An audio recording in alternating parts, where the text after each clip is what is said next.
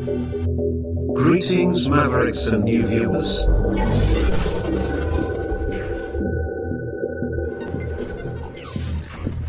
Tonight, direct and live from the Maverick News Network World Studios. This is Maverick News with Rick Walker.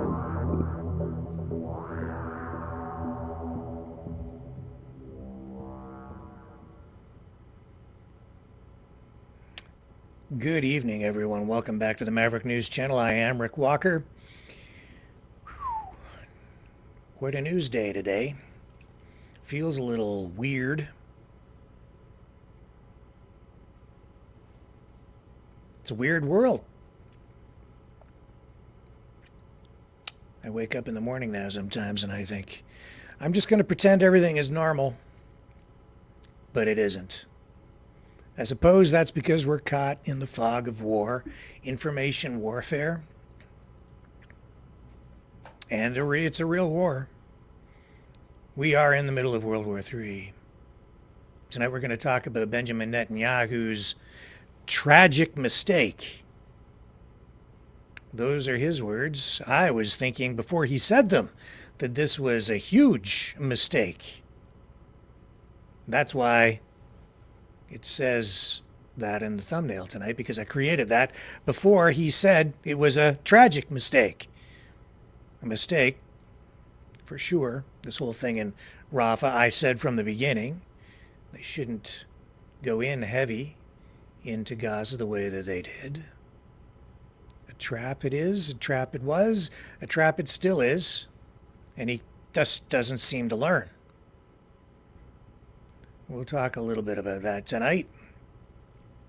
The ramifications of that. Artificial intelligence. That was the topic during a special session up in Ottawa today. Anita Anand from the federal government participating in that. We'll tell you what that's all about. And it does tie into a lot of what we're talking about tonight, which is information warfare, propaganda, social media, patriotism, how governments manufacture consent for war.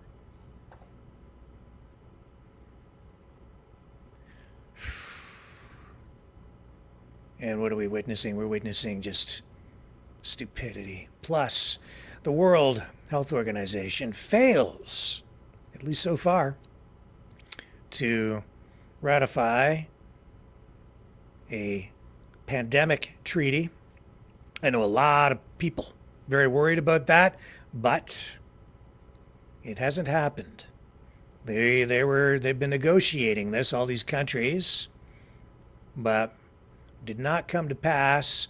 Nevertheless, Dr. Tedros says that he is still optimistic or confident that an agreement will be reached. It's just that now it could take another 5 months, up to maybe another 24 months, or maybe years, but they're not giving up, and I will show you what that's about as well tonight.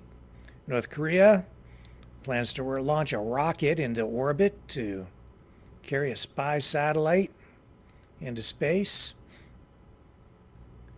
We'll update you on what's going on with the University of Toronto Palestine encampment. Negotiations have been happening there.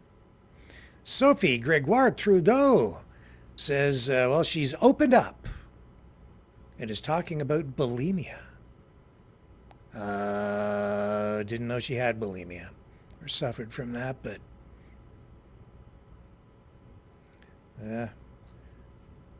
we'll talk about that too a bit. And the back and forth, again, propaganda between Russia, Ukraine, Kharkiv.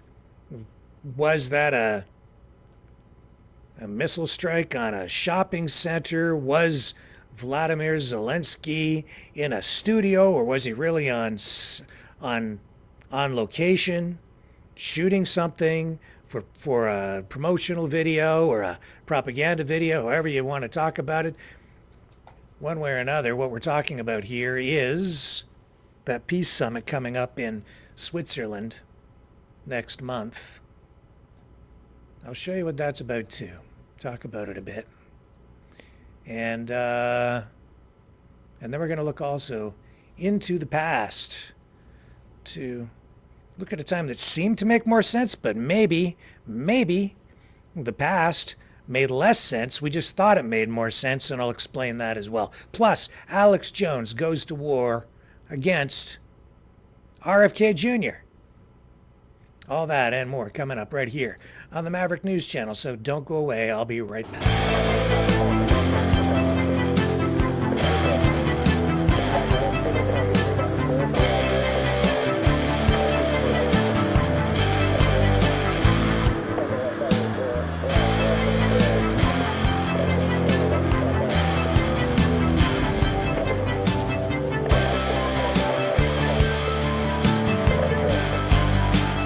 Maverick News. Fighting for freedom.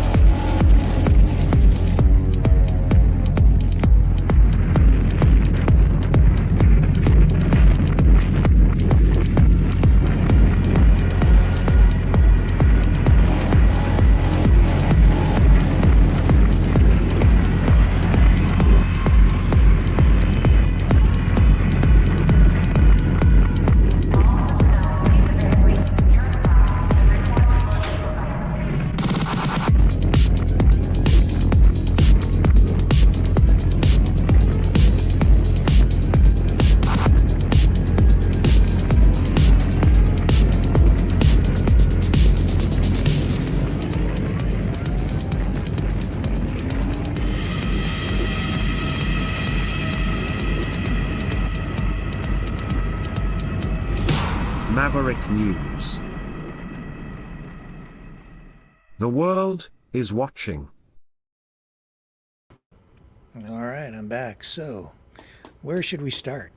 How about, well, Dragon's not there at the moment, but we do have this video from McGill University, Montreal, tonight, or today. This is what it looked like there today. We'll just start with this just because I'm going to remove the audio because there is music on this. It's produced, but it's just a single shot, so I think it's safe to run it. And there you see, so I'm told this is McGill University today. Palestine flag being huge, and there's Benjamin Netenyahu in what appears to be a cardboard cutout, sort of a cardboard effigy, with him hanging by the neck.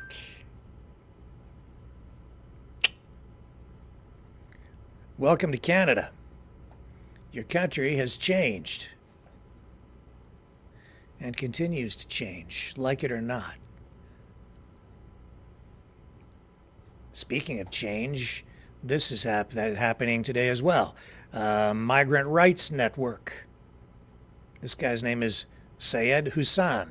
He says there are as many as 500,000 illegal immigrants in Canada right now, residing here. And he says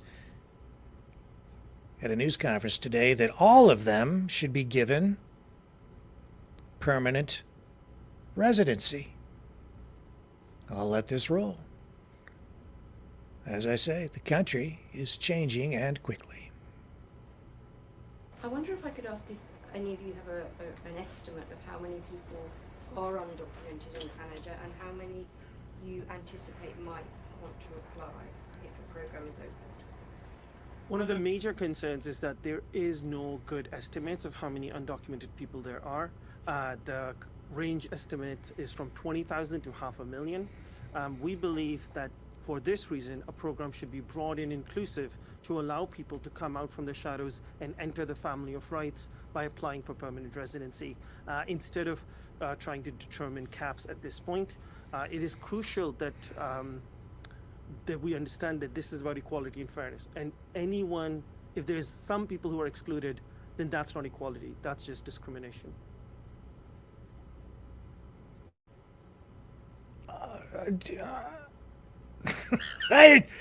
Uh, what? I I'm speechless. I just it's discrimination to if you're here illegally. It's discrimination if you don't give someone permanent residency and then of course a path to citizen. But they can't, but they're here illegally, up to 500,000 people. So you have to. I don't get it. Just from a legal standpoint alone, I don't get that at all. I don't see how that's just. It's wow. They're liberalizing the immigration laws. We've seen it earlier this week. What was the other law? Just off the top of my head. Um, I'll have to look it up. They were fast tracking citizenship as well. I'll have to look. There was another piece of legislation or law that it passed in front of me this week. There was a news conference. I don't remember. I'll find it here before the end of the broadcast. That one too made me kind of open my eyes and say, what the heck are they doing up there in Ottawa with their immigration policies? It defies logic, but I'll get to that. I don't want to get it wrong, so I'll look it up. So yeah, all that happened, and then today also Canada has pledged that they're going to give a lot more visas to Gazans because of Israel's military offensive in Gaza, and specifically today because of these deaths in Rafah, where we've seen video of, I guess, as many as I'm hearing anywhere from 35 to 45 people killed and others injured in Rafah, where Israel was ordered by the World Court not to proceed to end its military offensive there immediately, and Israel ignoring the World Court. And now Benjamin Netanyahu has a public relations information warfare disaster on his hands, and I think he probably still doesn't realize it. I mean, I have to tell you, this guy does not learn. This is the dumbest, stupidest, most. You know what I really wanted to put on the thumbnail tonight? I wanted to put his picture on it and the word, just one word, idiot. Just the word idiot. He's got to be. He's just so arrogantly and so supremely overconfident, and he's got to be sick. There's something wrong here. This guy just doesn't get it. As I said from the beginning, man, you go in, you might win on the ground, and from a military standpoint, you might clear out whole areas, but you're going to lose. If you win, you lose. This whole thing was just a trap, and it was stupid, and he's taken the bait, and innocent people are paying the price. And I said as well, the Hamas is also to blame here because they don't care. They knew after October 7th that they would get this kind of reaction, and they're using those children and other civilians, adults, as not just human shields, but as, more importantly, martyrs. Does Netanyahu not get this? Do these people not get this? They have been live streaming constantly. There have been multiple live streams coming out of Gaza constantly. Why is that? They're just waiting. They've just been waiting for the attack from Israel. So why? So they can show it to the world. It's not just a form of defense, these video feeds and the videos that are being shot and produced. It's not just a form of defense. It's an offensive weapon in the war of information that we're now immersed in, this whirlwind of information warfare. Hasn't he figured that out? Haven't people figured this out yet? This is what Hamas is using as a tool to win. And they are winning. It might look like they're losing. No, they're winning. They're winning this war. Hamas is winning this because they're winning in the court of public opinion. And so ultimately they will get what they want, whatever that is. And we're seeing more countries come on board. They're more sympathetic. They are recognizing Palestine as a state, which, fine. However this plays out, whatever gets us to peace, I'm kind of cool with it because the fighting has to stop. These massacres have to stop on both sides. Hamas, Iran, much better at the information warfare game. They've been investing heavily in it. Israel, they suck at it. I don't think they're paying enough attention to it, any at all. Barely. The West, too. People are like, oh, the CIA is the master. No, they're not. No, they're not. The West sucks at it, too. Ukraine sucks at it. We're going to talk about all of this tonight. Hamas, Iran, Russia, they're winning. They're winning the social media game, the information warfare game. Oh, yes, they are. They're good at it. And it's the most important part of this war. By far. By far. One of the reasons is, I'll just come right out and say it, the people on the other side, they're so afraid, they're paranoid, they won't even talk to some people online. They're just plain afraid. It's just such a low trust environment that I see it within the freedom movement too. It's like, oh, you talk to Joe. Joe's on that side. I'm not going to talk to you then. So it's not so much childish. It's just absolute hyper paranoia. Like, I can't talk to that guy because he talked to so and so he must be an agent of the Russians or whatever. I don't know. All right. I'm just telling you, man. So it's hard to sit in this chair and drive down the middle of the road because you know why? People in the middle of the road get run over. You're being forced to pick a side.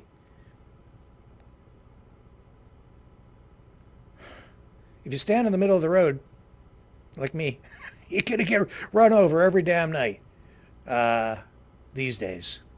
So much for impartial journalism. It's pretty tough to stand out here and try and at least provide some balance. I'm getting a little off the track here. It just sticks in my craw. Wow. So yeah, Canada's gonna issue an additional 5,000 visas for Gaza residents as a result of all of this stuff going on. And part of the information war is showing that video. Like that's the biggest thing, because that's what generates the public sympathy. And so even yesterday, I haven't shown too much video out of there because so much of it is so graphic. Some of it has been altered that I've seen. Some of it is fabricated, and some of it appears to be 100% authentic. So let me show you. Where did my video go from Rafah? That'll be easy enough for me to pull it up here again. So yeah, I've seen some stuff that is definitely fake. Some of it that is real. And yeah, this stuff's all altered with music. I could show you some of it just to make the point, but maybe I will.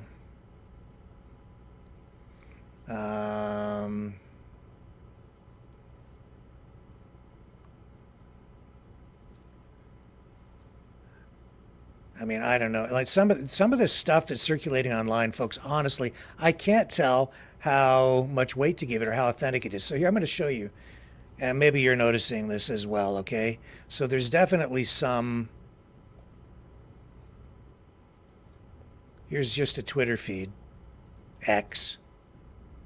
And so here's some guy posting Uri Kurlianchik. In case you're wondering why the crying around the Rafah massacre, he says, suddenly changed his tone, it's because two facts came to light. A, the attack didn't take place inside the safe zone, but almost a mile away. And B, the fire was caused by a nearby Jeep loaded with explosives. Is that true? I don't know. So here's video of fire, apparently. Is that all real? I don't know. I guess. It's on the other side of the world, man. We're being told that that's what it is. I guess that's it. مش مخزن سيارة فيها سلاح فيها رصاص وفيها سلاح وفيها I don't know. موضوع جيب ها لمين يكون يعني. Okay, enough of that. I do know this, like, there's an admission here now that, yeah, people were killed, and here's the video that really has been making the rounds. I've got this one now. This is the one I originally had queued up. I stumbled on that other one just now. And so this is the video that's getting the most attention, and it's just in silhouette. There's nothing too graphic here, but still be forewarned, this is war footage, apparently. Here you go. And again, see, they're adding music, production value to it to tug at your heartstrings, right? I muted the music for you. But so just to add emotional impact and get you jacked up.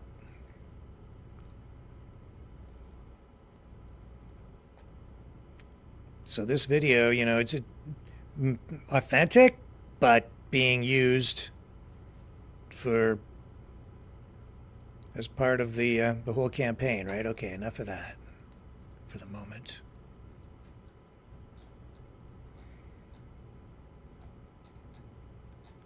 And that is what this is about. This is about information warfare. So Netenyahu tonight calling this a tragic mistake was made. Let me see if I have this again for you.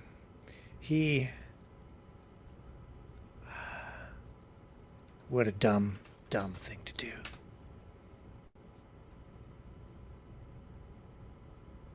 You know, it's could you just shoot yourself in the foot any more times and still not figure out that you shouldn't be pointing down?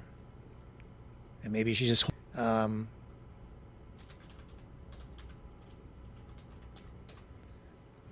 he says it was a tragic mistake. No kidding, eh? Yeah, and I think he delivered that address. I don't think he gave an English version of it. Here's so I've got this, but I don't think this is not in English. What he had to say about it.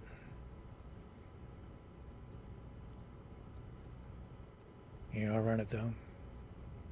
אני עומד בלחצים מבית ומחוץ, ואני עומד על האינטרסים הלאומיים שלנו מתוך אחריות לאומית. ולכן אני אומר לכם ביושר, אין... Okay, so I'm not going to run that whole thing because he's not speaking English, and of course we have a almost 100% English audience, so I just don't know.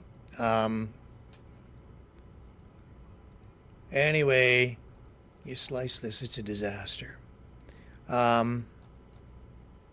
And then I'm seeing, you know, protests.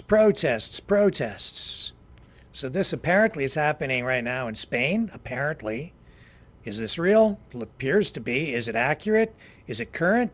Maybe, I suppose. I'll just have to take the poster's word for it.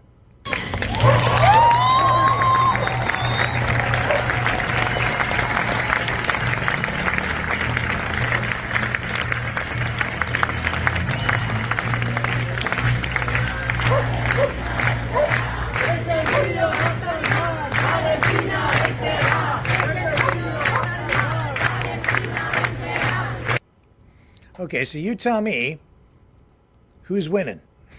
Okay, who's winning? Who's winning this battle?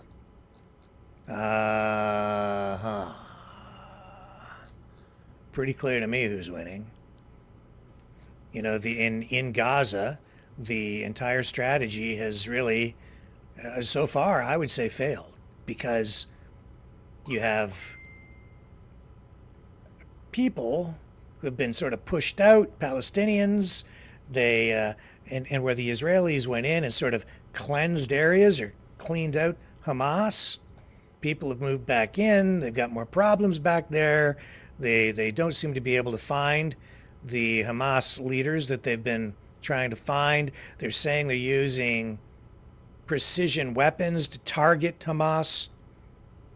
But what we've seen in Rafah suggests that maybe the munitions that were used here were not high precision. Obviously, if you're killing some 40-some people, it would indicate that maybe not. I can't say with any certainty. But there's way more footage out there. Some of it definitely fake. Some of it appears to be real and authentic, of the victims. And that stuff has been embraced as authentic by even mainstream media, much of it around the world. And so that stuff's making the rounds. And of course, that's generating huge sympathy, support for the Palestinian side, and disdain for Netanyahu and Israel. It is damaging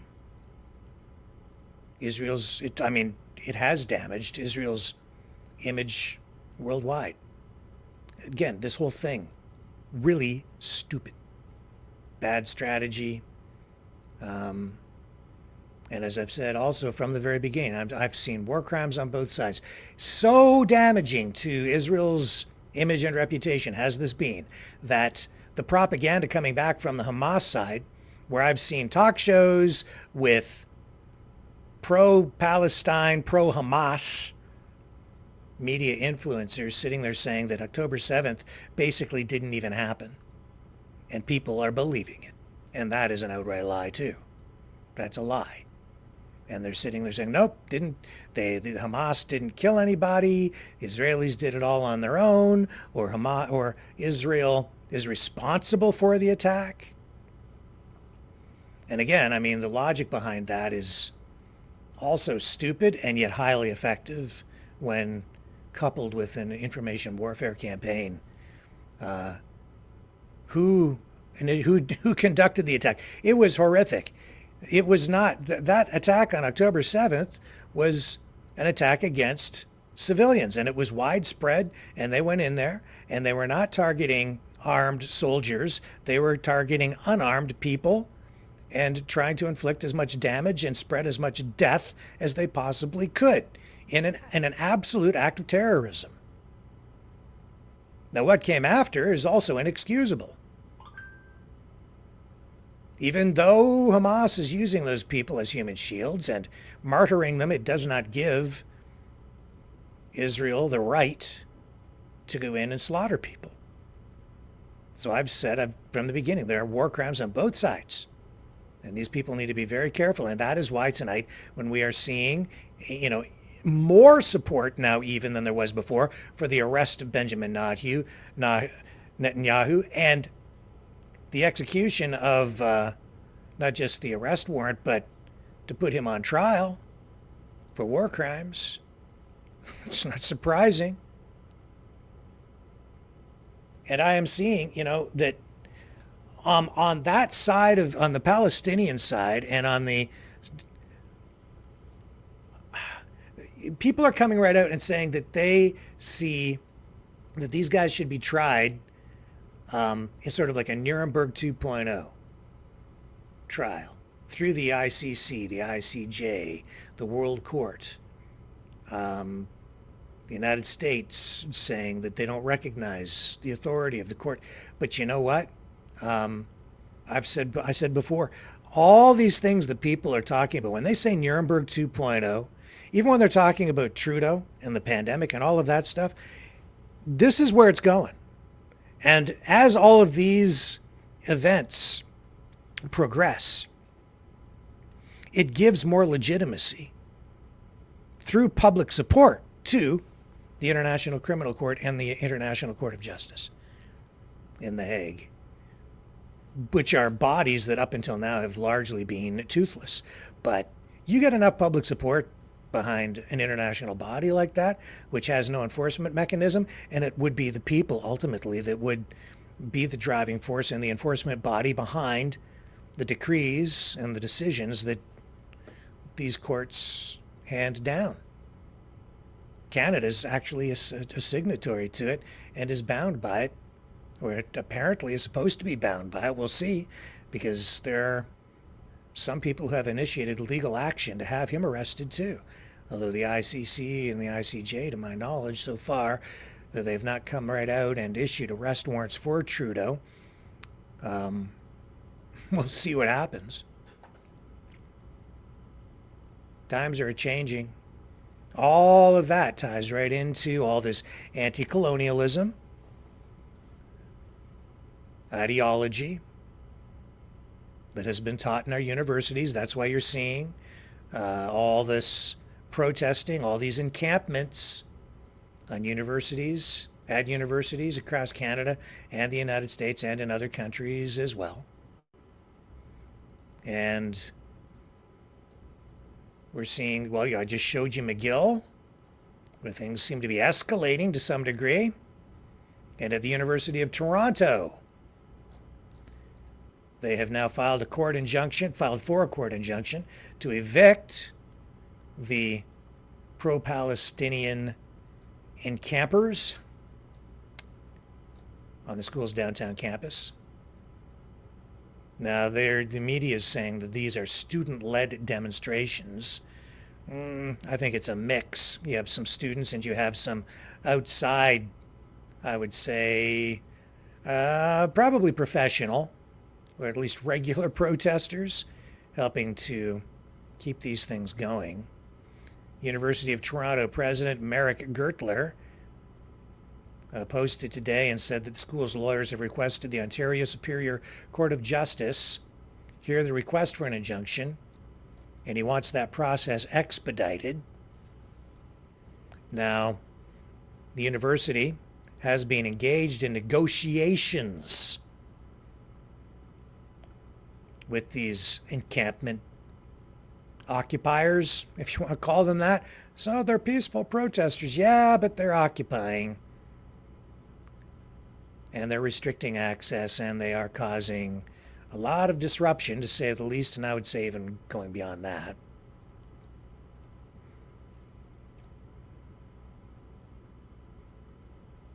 And so, police are keeping an eye on the situation there. And the people in the camp have been served with a trespass notice. That came last week. And the university has vowed to take all necessary legal steps to clear that encampment out. But it is taking time because they now have a foothold. They say they're determined to stay there. They've been calling for divestment. They want, like at all these other protests, they want all money pulled, all university investments, like in pension funds and other investments used to fund university programs and operations. They want that pulled from any corporations, companies that are tied to Israel or the military-industrial complex. Even though the university has come out and stated at the University of Toronto that they don't have investments as described by the protesters. They don't have investments with companies tied to the military-industrial complex, at least not in the way that it's being characterized in these demands. None of that seems to matter. They're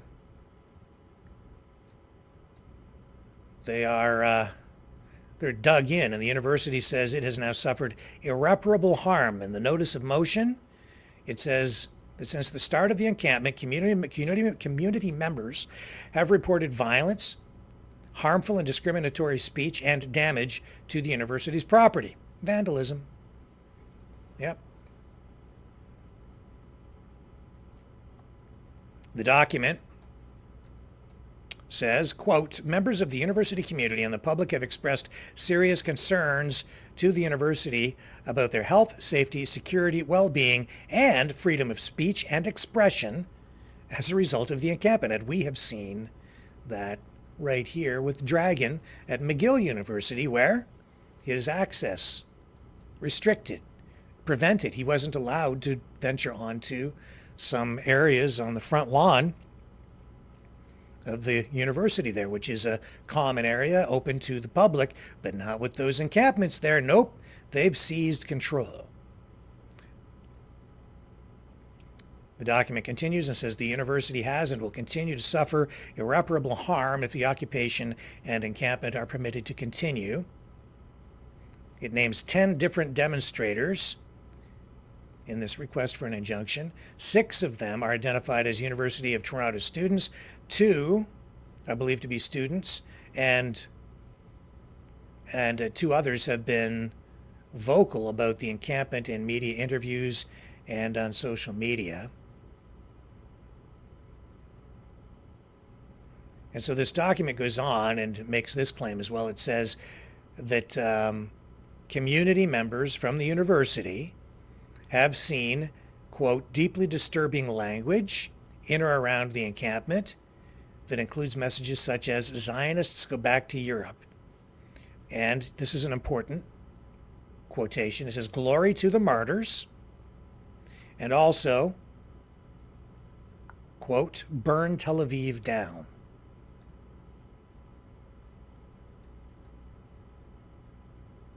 And the university also estimates that it could take anywhere from a month to 6 weeks to repair all of the damage from the vandalism and from the occupation.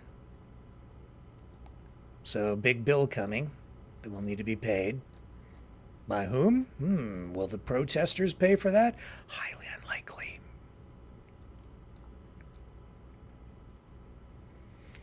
And the Minister of Colleges and Universities in Ontario says that that encampment must be cleaned up.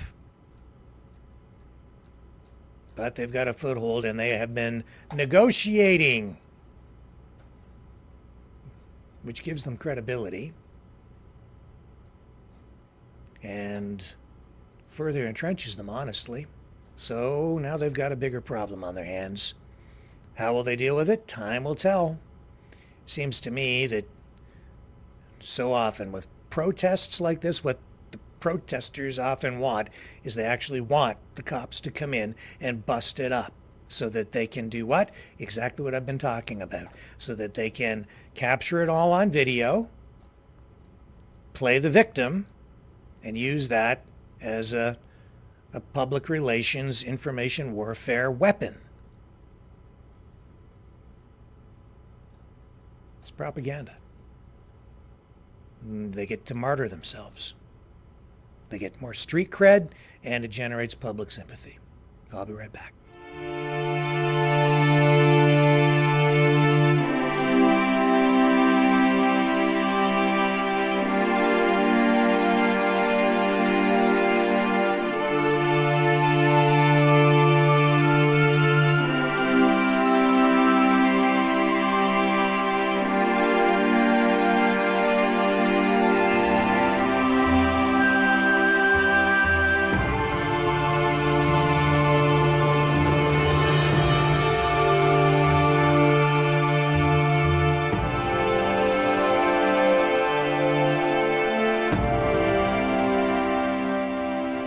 Maverick News. The world is watching.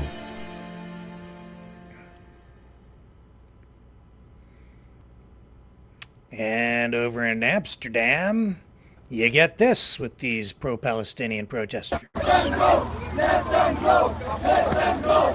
Let them go! Let them go! Let them go! Let them go! Let them go! Let them go!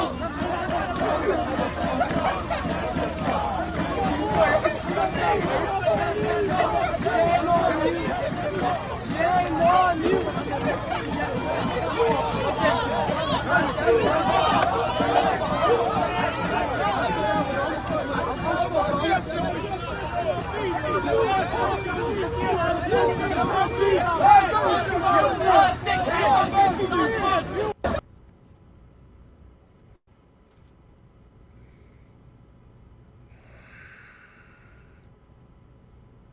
Wow.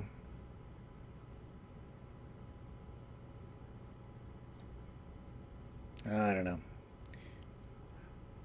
And this is, I don't think this is, yeah, well, I don't know. I don't think this is from today, but this is, no, I'm not going to run that. It's too old.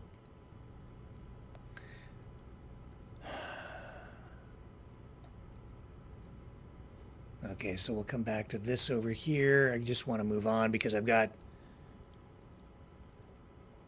wanted to show you this. Now, talking about information warfare. Okay, this is the opposite side of the information battle. I came across this, and this is why Twitter, X, has turned into an information cesspool. I mean, it's just a dumping ground for everything. It's not about, I don't know if what I'm about to show you goes beyond free speech. This is malicious information. This is people trying to mislead the public. Because this is a post that says that protests have erupted in Istanbul where they're burning the Israeli consulate down. Okay? And this is a brand new post just within the last couple of hours. I'll show you the footage and then I'll explain what I'm talking about. So this is the Israeli consulate in Istanbul.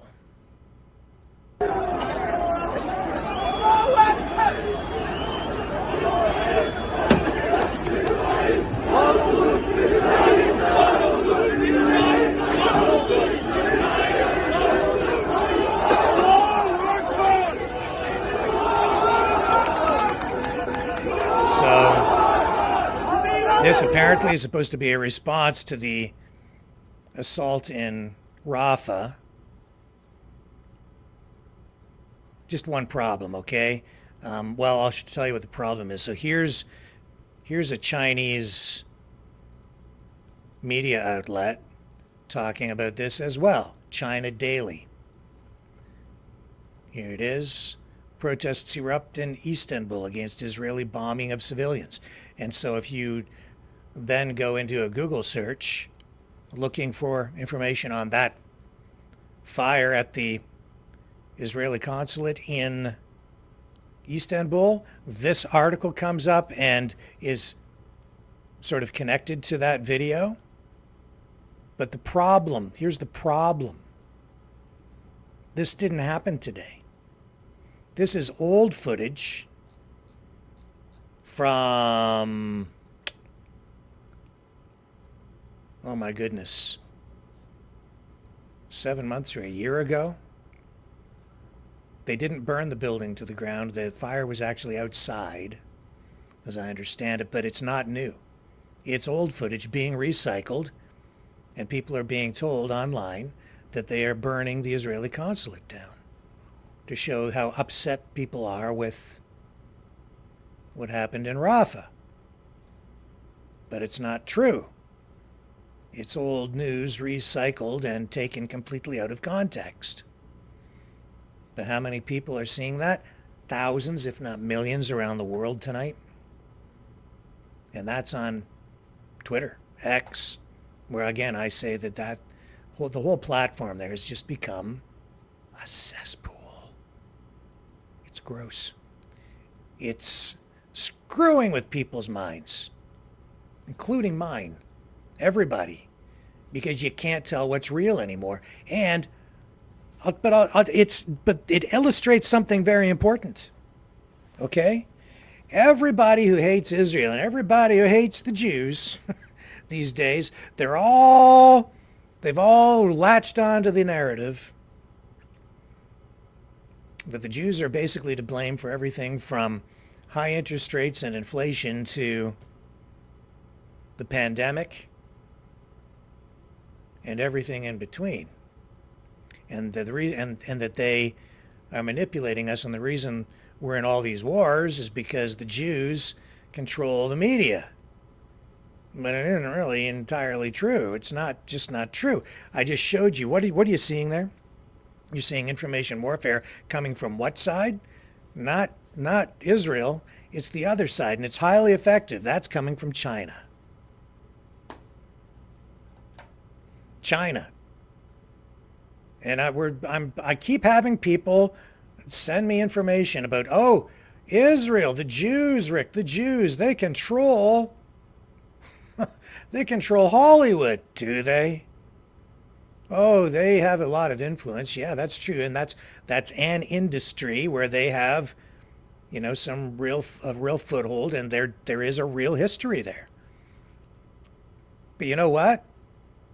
I know here where I live, variety stores, a lot of them, huge number of them owned by Koreans.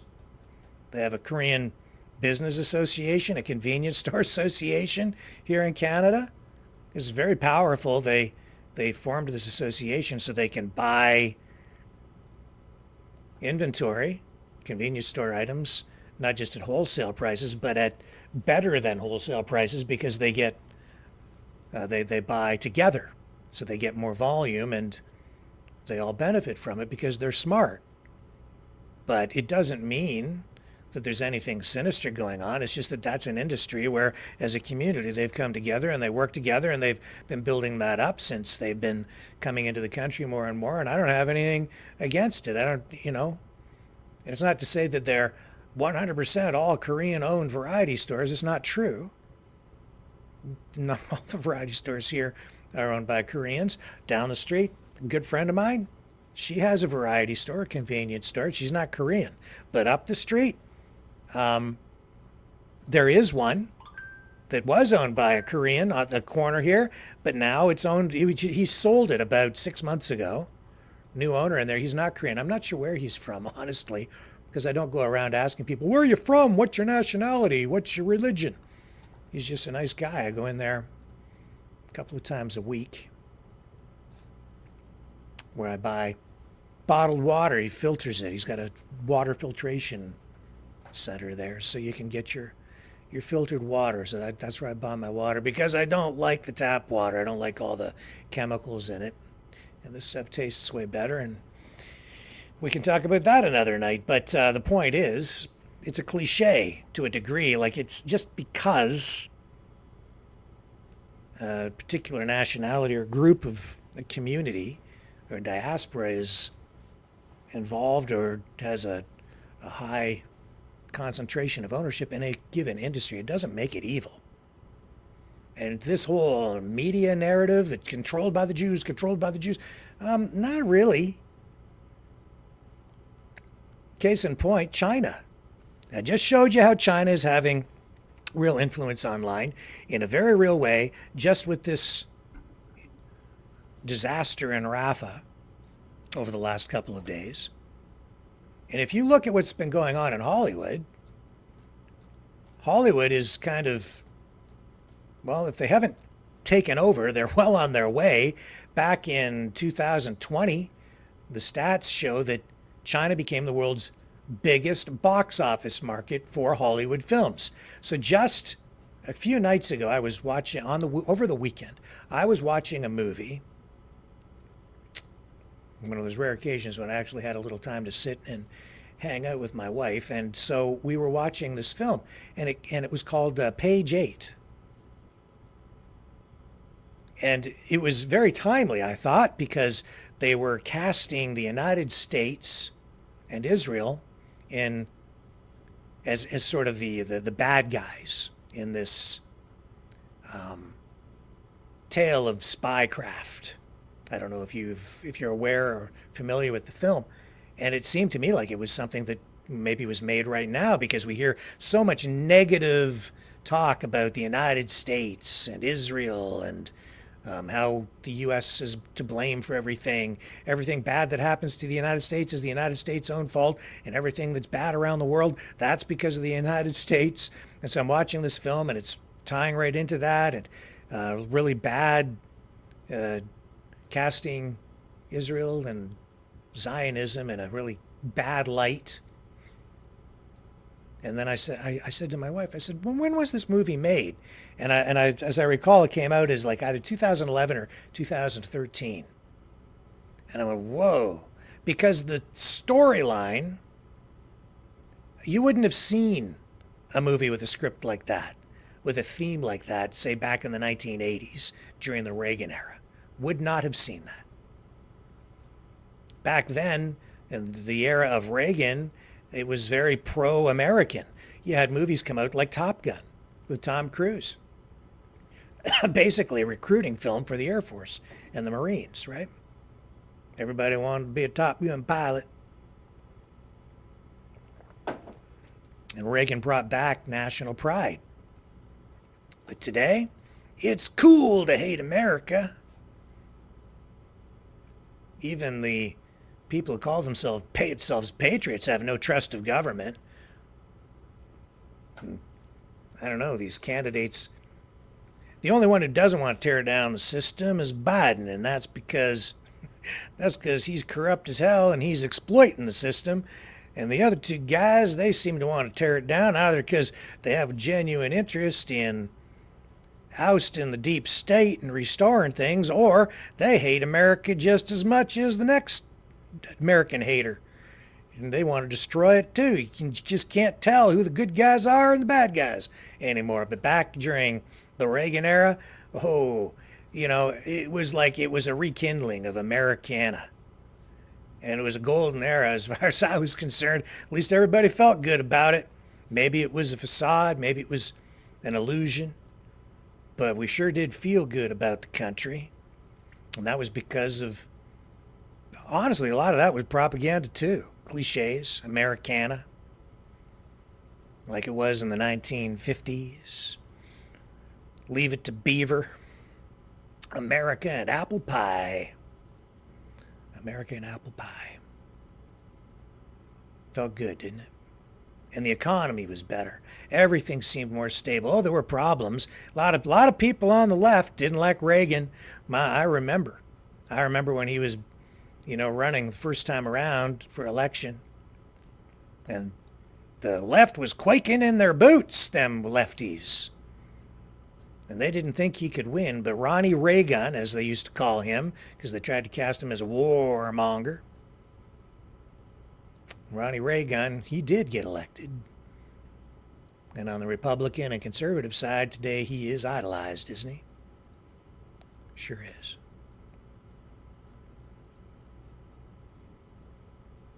Was it just an illusion? I don't think so. I think there was truth to it, too. Everything's a cliche when it comes to the world of politics, and politics itself is just a construct. It's just an idea that people support in the end. But, man, it was a better time. And now everything has shifted. I mean, you talk about Top Gun. The new Top Gun movie, it was censored by China. That sequel, which just came out. And it was a real good movie, but there was a scene, just as an example, of Tom Cruise, and he had on the back of his flight jacket a flag of Taiwan and a flag of Japan. And because the Chinese government, the communist government of China, didn't want that on there, the studio caved in and deleted that off Tom Cruise's jacket. There were other influences from the Chinese in that movie too. And why is that? It's because China has become the biggest box office market in the world. And so if you want your film to run in China, you have to, that's right, cave in and do what they want, or they won't run your movie there. So in The 2010s, the Chinese company Wanda bought AMC for $2.6 billion and Legendary Entertainment for $3.5 billion. These are not Jewish companies. These are Chinese entertainment companies. In 2017, the number of movie screens in China, 50,766, surpassed that of the United States in 2020. And now it is the biggest movie market in the world. And so now they've been imposing all kinds of different censorship on the Hollywood movie machine. Over the past 20 years, we've seen that China has translated its economic leverage into real political might. Censors from China now routinely ask Hollywood studios to scrub scripts, finish movies with scenes that or rejig or re-edit scenes that might have images or dialogue in there that might be damaging to the communist system in China. It's a routine thing now.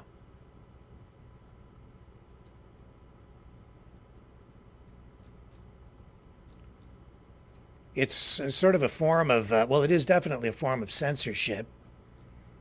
We've seen all kinds of movies since around that time undergo Chinese censorship and editing.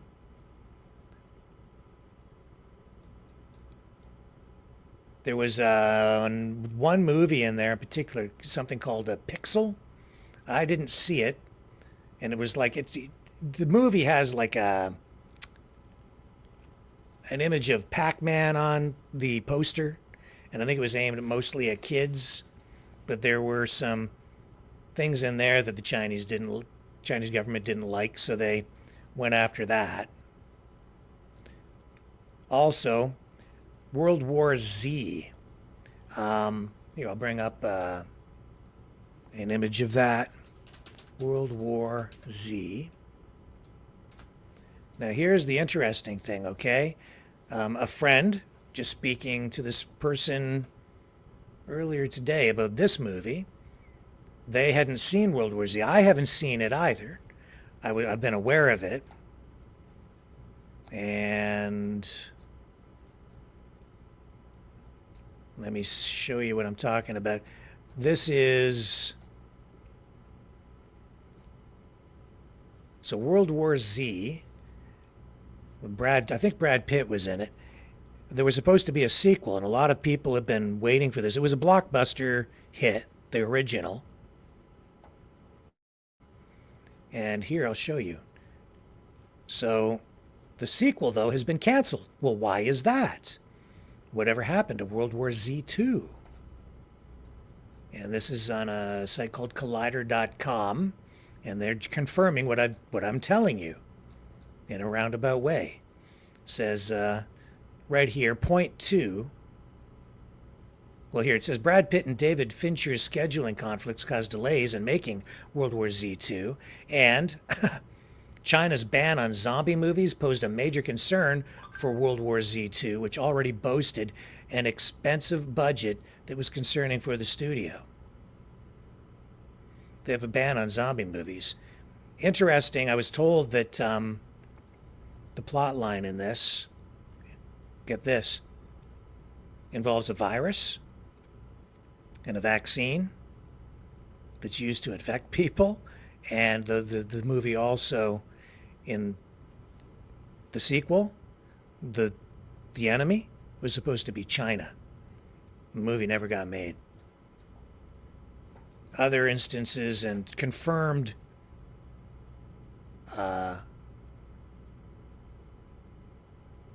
information out there about Disney with some of their films where they've actually made movies, and then at the urging of the Chinese government, they've kind of gutted them, and they were not really properly distributed, so they've suppressed the distribution of films. So World War Z basically didn't get produced because China didn't want it produced. And then people sit here and they keep saying, oh, Rick, the Jews control everything. They're to blame for everything. Really? Isn't that interesting? Because, you know, I'm seeing posts as well saying that, who's to blame for the virus? Who's to blame for the vaccines? Who's to blame for everything? Israel, Israel, Israel, the Jews. But where did the virus come from? What did Trump say? What did Trump call the virus? Where did he say it originated? At what lab? I'm not going to say it here because we're on YouTube. There's some truth on both sides, but not absolute truth. This is information warfare. People are in a cloud. They're not getting it. Not figuring this stuff out. You think that it's all your government that's lying to you, and I keep telling you, you're only half awake. Yeah, sometimes your government lies to you, quite a bit, probably.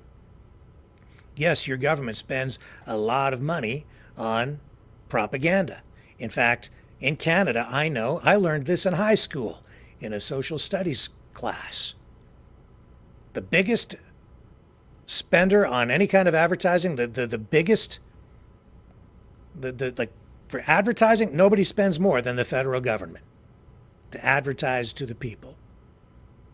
It's been that way probably forever because they understand the importance of controlling your mind. But what's going on online right now, more complicated than that. You're being bombarded with information from all sides, not just your own government, which is not always lying to you.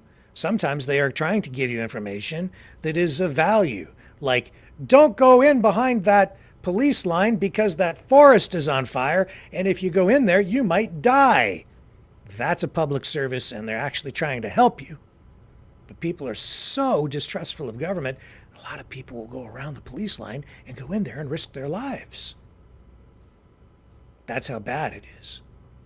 And it's even worse than that, but that's because you're being bombarded with information like I just showed you. And a lot of people don't connect those dots. And why would you? Are you that distrustful of if you don't trust the mainstream media, and all the trust there has been undermined since the pandemic, people don't trust it anymore. Big mistake when they lied to people about a lot of things. That's why I don't lie to people, because you get caught in a lie and people aren't going to believe you anymore. So I do my absolute very best to be 100% honest. I'm not saying I don't make mistakes, but I do not knowingly lie to people. I try to handle information responsibly. I don't lie. Unfortunately, the mainstream media did engage in that kind of activity, and there's no question about it. And I know because I came from that camp a long time ago, before the pandemic.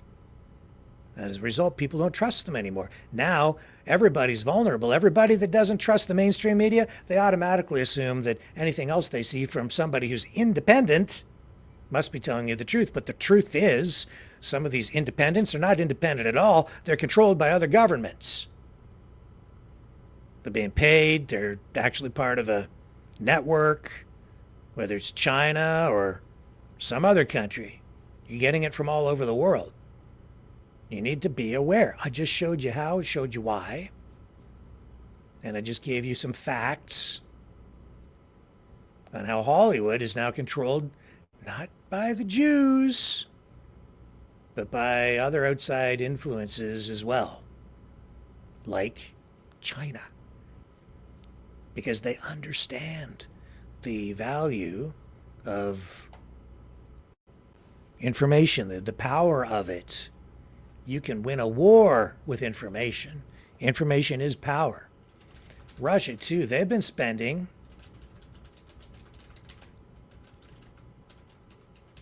an increasing amount of money on information warfare and propaganda. They allocated last year 1.6 billion equivalent US dollars on state media. That's just domestically.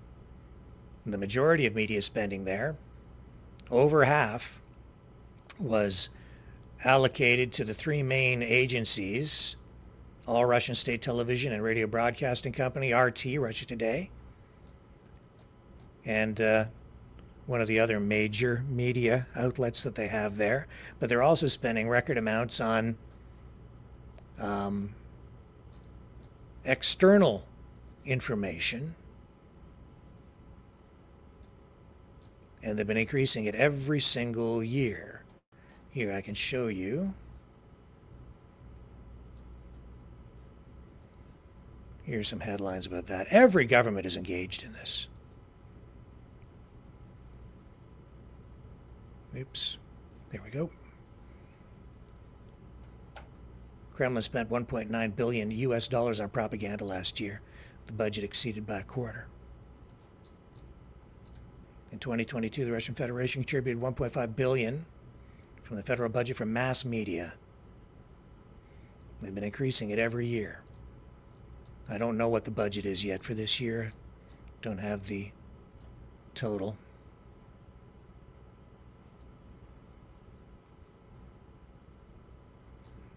And that's largely domestic spending, but they've got a lot more that they spend beyond that around the world.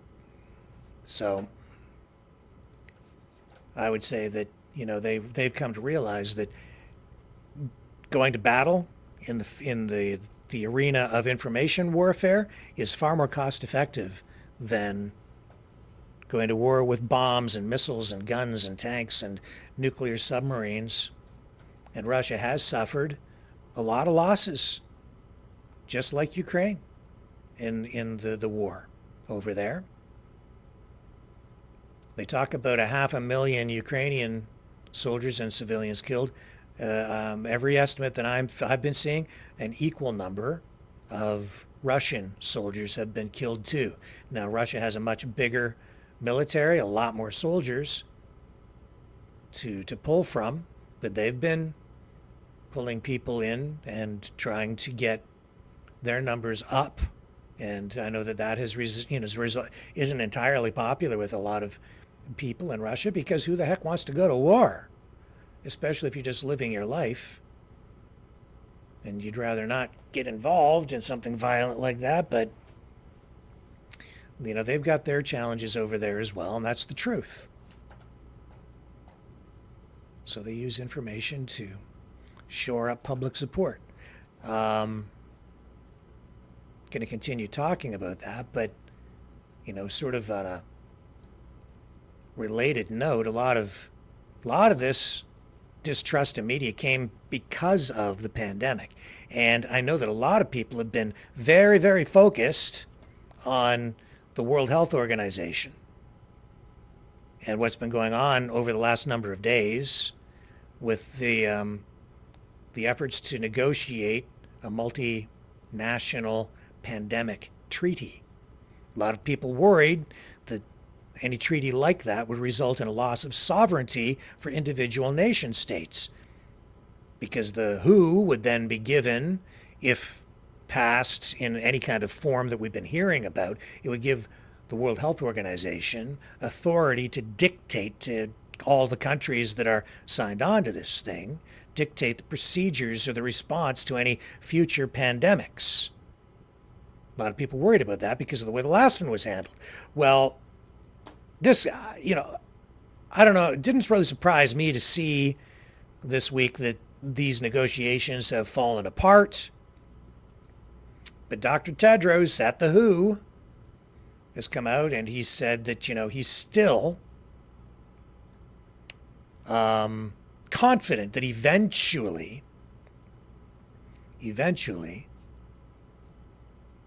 an agreement will be reached. So even though it has failed at this juncture, they're not giving up. What we're hearing now today is that they're going to extend the deadline for a negotiated settlement or agreement on this, involving a lot of different nations. I'm not sure how many, but a lot. Okay. And they're now saying it could take anywhere from 5 months to 24 more months, so 2 years, to negotiate an agreement on this. So if you're worried about this, you can breathe a little easier tonight because they haven't been able to pass it. Here's Tedros talking about it. So that's really very important. We have given it your best. And as I said, the issue now is, okay, we are where we are. We have traveled a lot. We have progressed a lot, but where are the bottlenecks? And how can we recalibrate and move? I think that's very important. As you know, when we started, the reason you have decided to have a pandemic agreement was because of the impact of the COVID-19. We say on the record, more than 7 million people died, but actually that's underreporting. The estimates show that up to 20 million people died. And the whole world was taken hostage. And COVID has affected everybody. Everybody. I don't know if there was anyone who has not been affected by COVID in many ways. Not only losing loved ones, but economic problems, loss of jobs, you name it. So that's why you said, okay, this impact is because the world is unprepared. By the way, still is. And you said we have to do something. So the second message I have is we have to always remind ourselves that. Because we're human beings, when the pain is really less, we tend to forget and move on. But of course we should move on. But we should also remember the problem that happened and not really rest until the solution comes. So reminding ourselves of all the losses we had and to say never again is very important. So when we look for the challenges we have faced and finding solutions, I think that reminder will help. Then I see the assembly actually as a platform to re-energize this process, to be honest. And let's use it as a platform to give us more energy, inspire us. So my wish is we will come out of the assembly re-energized, inspired. We will try everything, believing that anything is possible, and make this happen. Because the world still needs a pandemic treaty, and the world needs to be prepared, because many of the challenges that caused the serious impact during COVID-19 still exist. Starting from equity, for instance, was the center of this negotiation. So still exist. And we should really prepare the world. So let's continue to try everything, and anything is possible. And as we always say, if there is a will, there is a way. So I'm still positive, to be honest, despite the outcome. That's what I am. That's what I believe. There could be hiccups. The issue is, what do we learn from it and move? This is not a failure. Even when I fail, by the way, many times, I try to learn what happened and then move on. Failure doesn't stop us, should not stop us. But this is not failure. You have really done a lot. You have progressed a lot. I don't call it failure. There were protests there. You had political groups demonstrating. There was, I believe, a vehicle with like a big billboard as well that was driving around today or during the negotiations, expressing opposition to this deal. It's fallen apart. And that's because I think ultimately the people in charge don't want to give up their power. As much as they may be globalists, there's still that human greed that comes in and desire to be in control, especially when you're in control. So it just hasn't worked out quite the way that they were planning. So, yeah, we've got a little bit of a respite there. Now, where should I take it from here?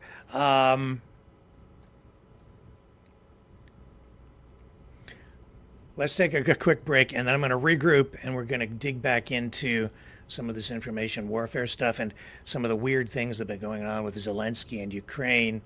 It's pretty interesting. I'll be right back. Feel the vibrations.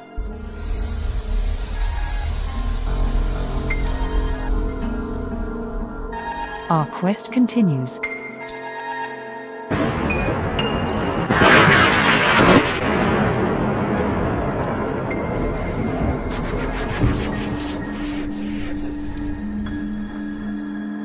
The truth is out there.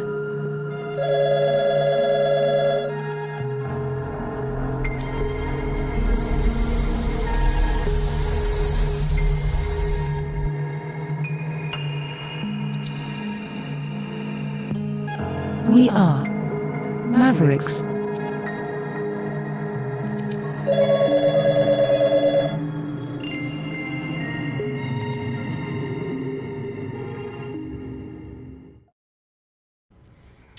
So the other night, Kevin was on, and we were talking about what's happened in Kharkiv. Do I still have those maps? Yeah, I'll show you the map again. Okay, here's Kharkiv. You see that black line that starts in around the middle of the page and then goes out and about to the center and then comes down. So that's where Ukraine is. And Kharkiv is right near that black line. That's the border between Russia and Ukraine. That blue line, the arrow, shows how far away Kharkiv is from Moscow. Just to give you an idea of where it's located. So it's right on the border. And we have seen Russia intensify attacks there. They're also launching rockets or missiles into that area from Russia, which is why Ukraine is asking for permission to use U.S. weapons to strike back against those installations or targets in Russia, on the Russian side of the border. The United States has told Ukraine they can't do that. They can't use their weapons to strike inside Russia because they're afraid of escalation. Anyway, the UK has now told Ukraine that they can use UK weapons to do that. The United States has not. And some other countries are coming on board. Germany is opposed to it. So there's sort of division, at least at this point, as to what Ukraine will be allowed to do. Ukraine has been striking some targets inside Russia using drones, but not, apparently, not U.S. munitions that are restricted for that, against being used for that purpose. So that tees up what I'm about to tell you. So we've seen just in the last few days a market that was destroyed by a missile. Huge black smoke. We showed you the video. And I believe 16 people were killed there. So Kevin shared information which seemed to be coming from the Russian side saying that it wasn't just a civilian target, that shopping center, that it was a military target because there may have been munitions stored there. From everything I've seen, that has not turned out to really be the case. But I can't say with 100% certainty what the facts are because I can't see. I did show you security camera footage from inside the building last night, and that when the missile struck. And in Kharkiv, that entire area now is being really, it's being devastated. It's being leveled. A huge amount of damage to civilian homes, businesses, the entire area. It's just the way it's gone down. It's a war, and you're getting a lot of damage in this particular area right by the border. So, as a result, you're getting a lot of information warfare ramped up.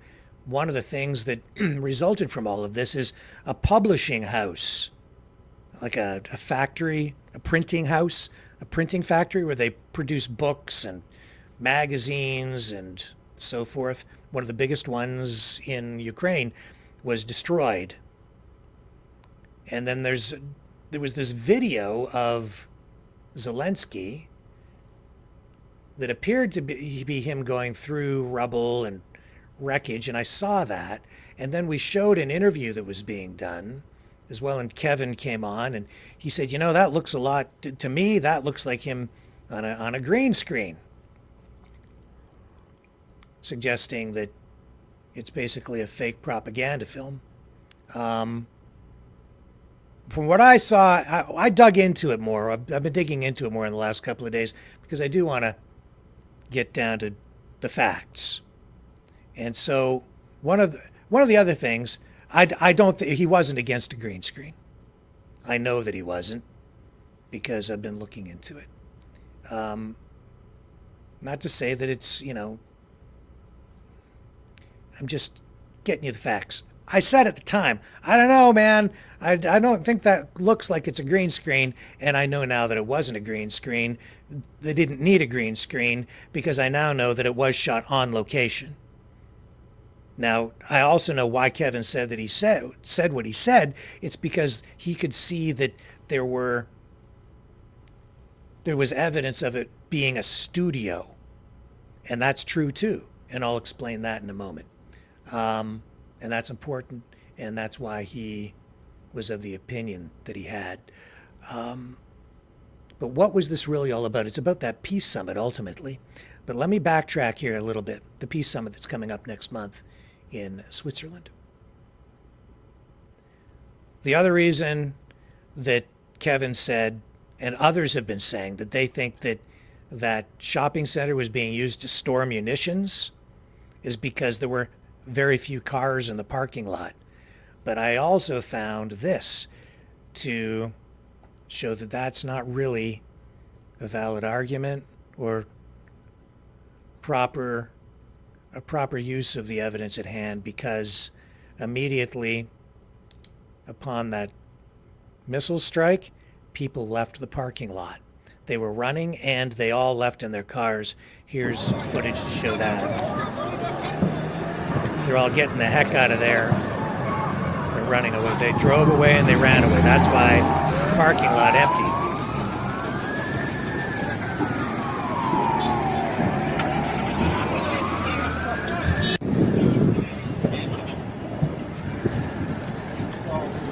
That Что, прилет guy's был? injured. Прилет был?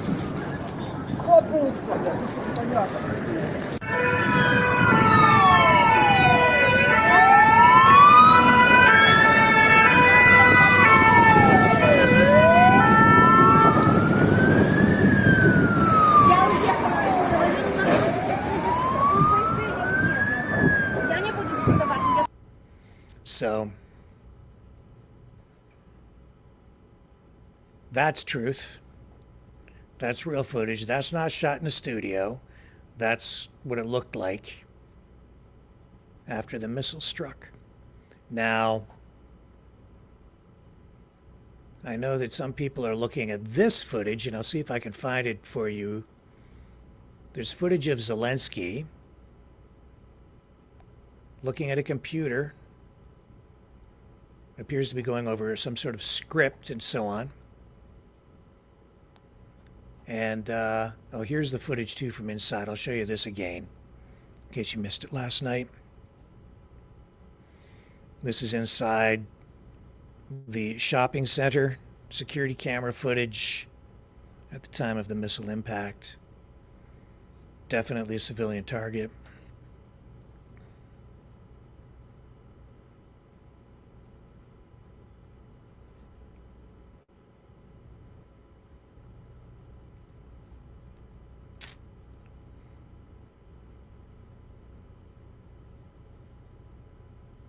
several angles.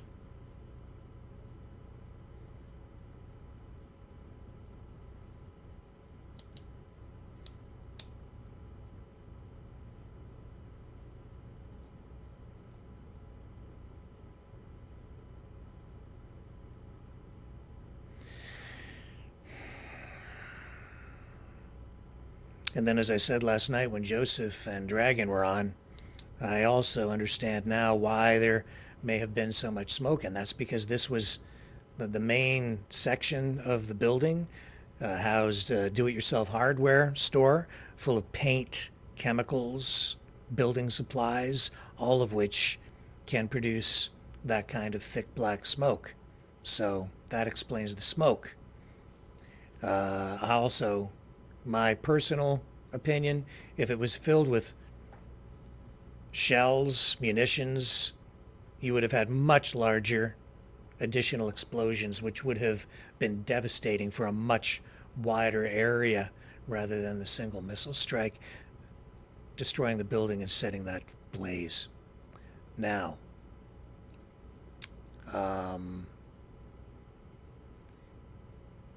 what some people are saying is that Zelensky, being an actor, was oh man, that isn't the right thing. There's footage of Zelensky, and he is looking at a computer screen. I had it here for you. Oh, you know why? It's because it's a video that I have to download. Okay. So let me show you this if I can get it for you. Let me take a quick pause, and it'll be queued up on the other side. Okay? So 60 seconds and I'll have it.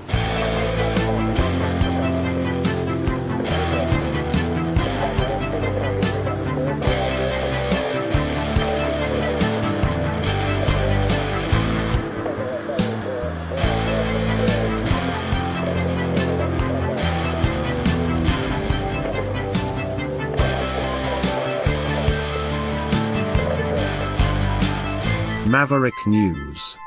Fighting for freedom. All right, production on the fly.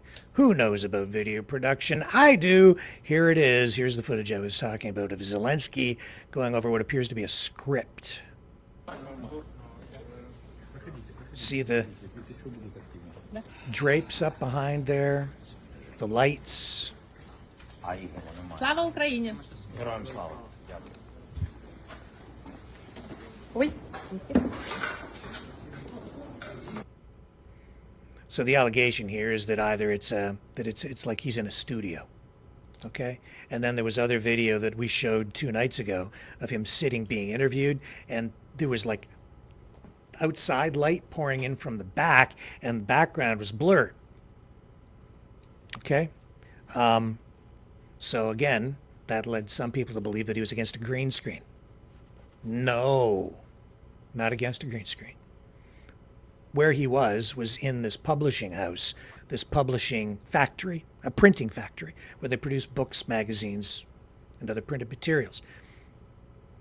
A huge building destroyed. What happened here, even though some people are trying to say, see, he's just an actor, it's all propaganda, it's all fake. No, it's very real. What happened is he went on location to that bombed out building. They took a film crew there. The reason the background was blurred in that interview was because they were using a cinema camera and or a DSLR and a lens that allows them to adjust the f-stop so that the focus becomes more critical and you have very shallow depth of field. I understand these things because I shoot video. I know video production.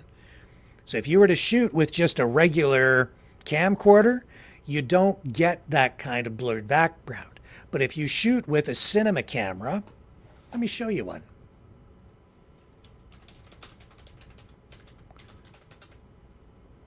These are shot on video. These are Black Magic Design. Company called Black Magic Design. There are a number of, you can shoot with red cameras. You can also get this effect even just shooting with, like, I use Canon DSLRs. And these are not just regular video cameras. These are professional video cameras. This is the stuff they were shooting with on location, this kind of equipment. And so you can use lenses, different kinds of lenses, like you do on a DSLR camera. Digital single lens reflex, to get critical depth of field, to give it the look of cinema. That's why the background was blurred. Probably using a 50mm lens and an f-stop that makes the focus critical, so that things very close up, like his face is in focus, but then you get this beautiful blurred background behind. We used to do a similar thing when I was working in television. If you were out at night and we were doing like a political story or something, what we would do is the camera guy would go down the street. If we'd be shooting outside, a stand-up, and he'd go down the street and zoom in at night. And then what would happen is, as he zooms in with the broadcast television lenses, when you zoom in, it narrows the field of vision. You also end up with a more critical depth of field, and then all the lights behind look blurred, and they twinkle in the background. And it's really, it makes for a very pretty shot. And that's what we would do. So I understand depth of field. That's what Zelensky, that's why he appeared the way that he did. Now, what are all those lights doing there? When you're inside that building, they took the film crew there to produce some information and public relations style videos for this peace summit that's coming up next month. That's what he was doing. And when you're in the building, it's dark. But outside, because the walls are all blown out, you've got light bleeding in from behind. If you just shoot with a regular camera inside the building and you don't have any lights, he'll look dark. He'll be in silhouette and the background would be properly exposed. If you don't have light inside, what you have to do is overexpose the background to get proper exposure inside so that his face shows up. So you open up the iris and you would actually get crappy depth of field. It'd be very uncritical, but what that would have looked like is the background would have been completely white, overexposed, foreground in focus, and him properly exposed. That's a trick in broadcast that you use as well, but that's not what they did. They brought lights in, which you saw in that video right here. Look again. See that see that light right there? See that light right behind, right over his head, right there, top left-hand corner. That's a studio light that they brought in for this purpose, on location. Why do they have those black curtains up? That's not a movie studio. They put those up because they brought the film crew there, and you've got blown out walls, so they blocked the light coming in from that side, so they got proper exposure when they were shooting. I'm a professional videographer. I know what I'm talking about. And this is helpful when you're trying to figure out what's going on with information warfare. I can tell exactly what they're doing here. And what's he doing here? Yes, he's looking at a computer, and yes, they are looking at a script. And so what they've done is, you see over there to the side, I'll run it again here. Now look over on the left-hand side. See behind there now? There's light bleeding in. And look, we're going to turn around the other way. See all the light? That's where he was sitting for that other interview. You've got the whole roof gone. You have exposed outdoor light. They have all these wood pallets up there because there's crap on the floor, and they're walking on those because it's a disaster zone, essentially, okay? And so to get proper exposure, because he was sitting with his back to the outside, and the reason this is properly exposed is because that light, these lights are on, these studio lights that they brought in. That's how they got the proper exposure. That's why the depth of field was the way it was, not a green screen. just maybe a minor point, but it's a major point because it's not like he was sitting there in a studio faking everything. They went on location to the printing factory to show the damage, and he really was there. It's not fake in that regard. So what was he producing? Well, this is why I also know that what I'm telling you is true. It's because he did produce a bunch of videos for this peace summit that's coming up next month in Switzerland. He wants world leaders to attend this thing. And I've been digging into it a little bit more to find out why it's important. It's being just kind of snubbed and ignored by some, and people on the, I would say the anti-Ukrainian side. They're trying to discredit it because Russia's not going. You know who else isn't going? Biden. I found out Biden isn't going to this peace summit. But why is it important? Or is it important? I think it is important. It could be help forge a path to peace. Putin is saying that he wants a ceasefire with the current lines drawn where they are right now. He's has made this statement in advance of what is supposed to come next month. But it is important because, as I understand it, there are 80-some countries that will be attending. Now, why isn't Vladimir Putin going? Because I think it has been misrepresented in the media for what it really is. And certainly people on the other side maybe don't understand, or they're just outright, distorting the facts to try to make the entire thing illegitimate in the minds of the public. But what's really going on, he's trying to build support, a coalition, if you will, of an international coalition, so that they can go to the peace table with the support of other nations, so that they're not walking into peace negotiations with a losing hand, showing that they have the support of other countries. You see, he's trying to bolster his leverage going into this so that Ukraine gets a better deal. That's what this is really about next month. So was there to produce these videos talking about the cultural genocide of Ukraine. If you live in Canada, you're hearing a lot about cultural genocide as it relates to First Nations, right? Well, the people who live in Ukraine have similar concerns about their culture.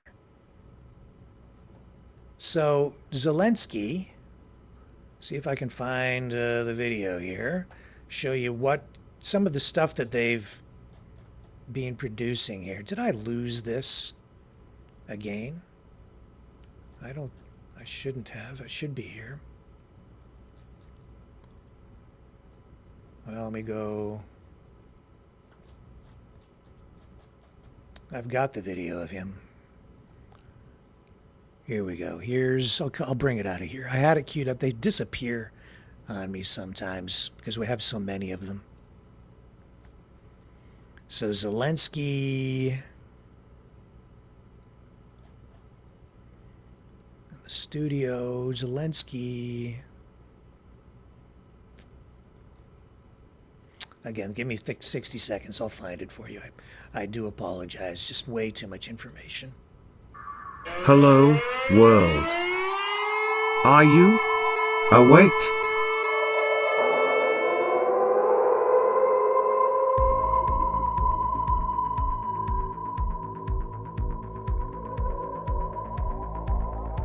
Uniting humankind by liberating millions of minds at a time.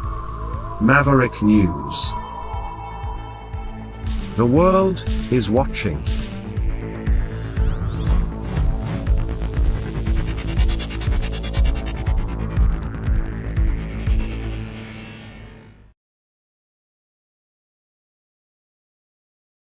Okay, I have it here for you now.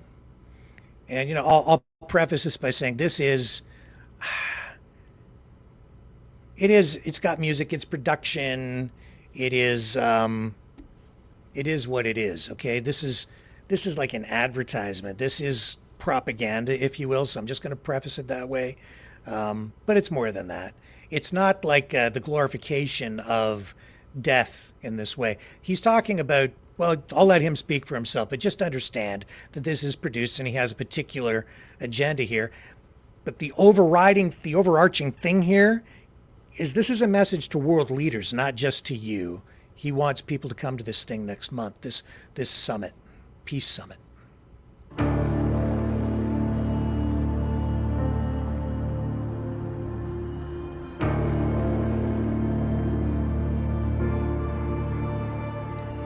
For them, it is a pleasure to burn.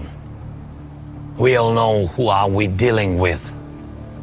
Russia is run by men who want to make it a norm, burning lives, destroying cities and villages, dividing people and erasing national borders through war. There is no nation that can stop such war alone. Unaided world leaders' engagement is needed. I'm now in Kharkiv, a city in the east of Ukraine, and unfortunately very close to the border on Russia. What does it mean for Kharkiv? A third year of constant terror. More than 1 million of people in this city. And every night and every day, Russian army is shelling the city, mostly with S-300 missiles. These are air defense missiles which Russia employs to terrorize the land. There is not a single district or street in the Kharkiv that hasn't suffered from this regular cruelty. Russia added strikes with guided aerial bombs. Russian aviation comes close to our state border and launches these bombs straight on the city. It is a weapon of indiscriminate destruction. And anyone in any city of the world, from Sao Paulo to Harbin, take this the same way as terror, just like all other Russian strikes on hundreds of other of our cities and villages. Some of them, once booming with life, are now burned to ashes, people less. A burnt out emptiness, the most horrible consequence of war. War that we didn't want in Ukraine, that we haven't provoked, and in which Ukraine is defending itself from Russian attempts to seize our resources and territories and destroy our national identity. And the world sees it. Behind me are the books burned down by Russian missiles. It was one of the largest publishing houses in Ukraine. People got injured here. Unfortunately, there are people killed. Temperature of burning here hasn't managed to totally reach for 451 degrees Fahrenheit. But that's what the leaders of Russia need and want, even higher temperatures. And not only on the sovereign territory of Ukraine, Russia is threatening almost all of its neighbor countries. Russia is the only state that captured the nuclear power plant and is openly using it for radiation blackmail. There is nothing that wouldn't become a weapon for Russia, including hunger. And exactly this the world felt when Ukraine was hit by Russian naval blockade. Russia is the only source of aggression and constantly tries to expand the war. Right now, these days, we are defending ourselves 60 kilometers northeast from this place, from yet another attempt of the Russian assault. Russia is preparing for offensive actions also 90 kilometers northwest from here. They gather another group of troops near our border. The one who does all this doesn't want peace. Does Russia want a dialogue? Ukraine had the world's largest experience of lies from Russian during negotiations. Lies that in particular was Russian cover-up for preparing this war. And that's exactly why global efforts are needed. Global Peace Summit of the leaders whom Russia will not be able to deceive. Summit that will show who in the world really wants to end the war and not just claim the ceasefire, which will inevitably be broken by Russian rockets and artillery, just like as it was dozens of times before. Together with Switzerland, we are preparing such summits. It starts on June 15th. More than 80 countries confirmed they will come. And we continue to work with the leaders, inviting them to join the summit. I thank everyone who really helps to bring the peace. And I am appealing to the leaders of the world who are still aside of the global efforts of the Global Peace Summit. To President Biden, the leader of the United States, and to President Xi, the leader of China. We do not want the UN Charter to be burned down just like these books. And I hope you don't want to either. Please show your leadership in advancing the peace, real peace, not just a pause between the strikes. The efforts of global majority are the best guarantee that all commitments will be fulfilled. Please support the Peace Summit with your personal leadership and participation. For all of us, it should be a pleasure to make peace.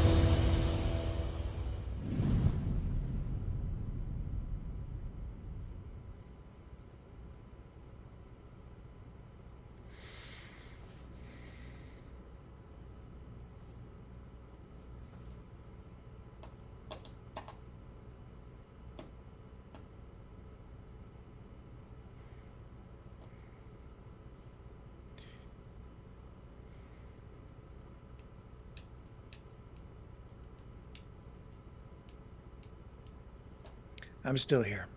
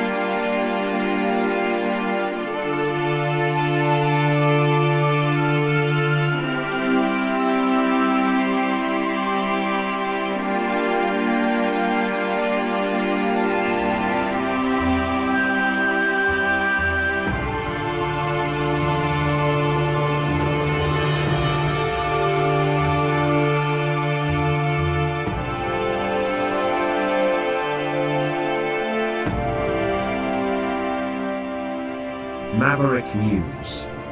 The world is watching.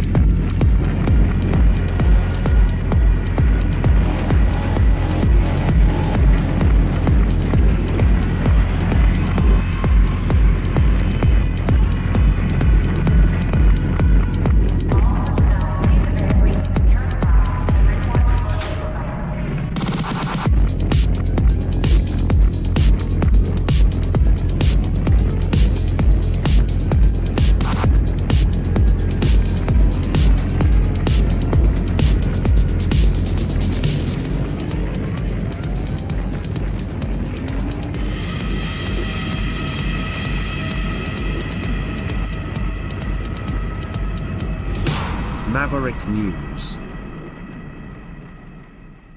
The world is watching.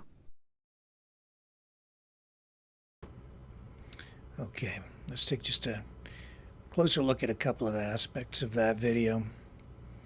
So what I told you about exposure, there he is. People, nation that can. This is what I'm talking about. You see how it's blurred behind him? In other portions of the other interview, which was shot in the same location, it's even more blurred, and that's because they zoomed in more on him. And you see how it's properly exposed in the foreground and the background, even though he's standing inside where it's darker? That's because they have the studio lights. It's not a green screen. It's not fake. He is on location. This is him on location. See here? That's not a green screen. That's not a studio. That is the printing factory. I'll tell you something else. All is and destroy our. You know what I noticed about this video? They showed a body being carried from the wreckage. But did you notice what they did? I did.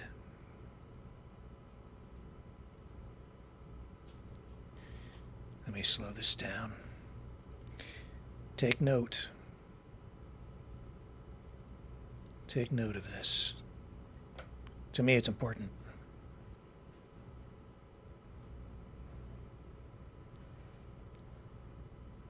Look at what they've... right there. What did they do? They blurred the image of the body.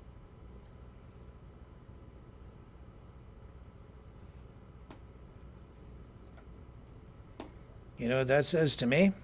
It says somebody has not yet lost their humanity, and they still have a moral compass. You know what I'm seeing on other social media channels, especially on pro-Hamas channels? I'm seeing right out, flat, gross, mutilated bodies. No blurring. Absolute shock value, and then they add production to glorify it.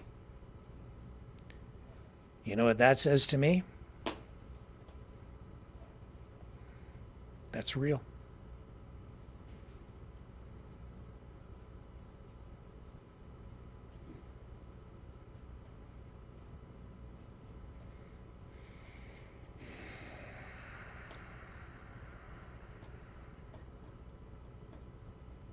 I appreciate that.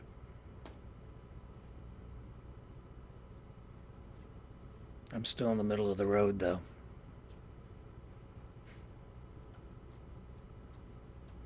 Still in the middle of the road. Some of my friends might not want to hear that. And they maybe don't want to see what I'm showing you. But truth is truth. And it goes beyond truth, doesn't it?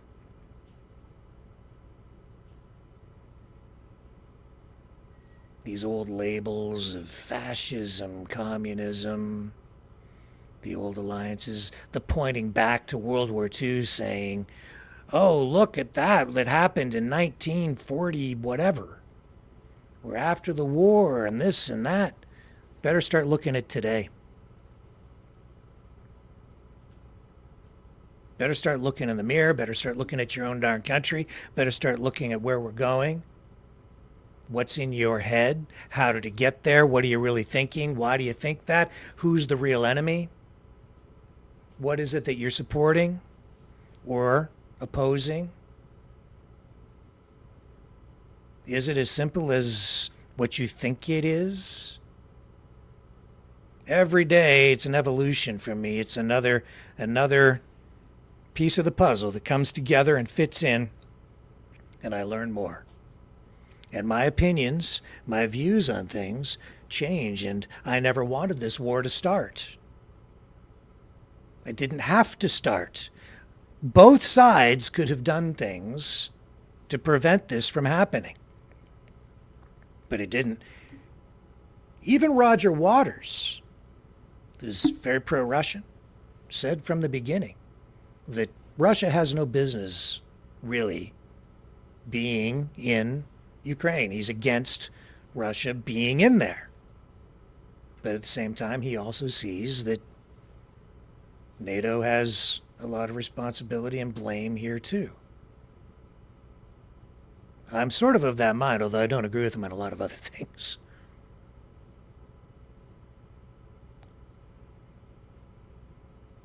It has to stop. This thing in Switzerland, Biden should get his ass over there. I don't care if Russia's not invited or if they were and they're not going or whatever the heck is good. Anybody that wants to sit around and talk about peace, go. Get it done.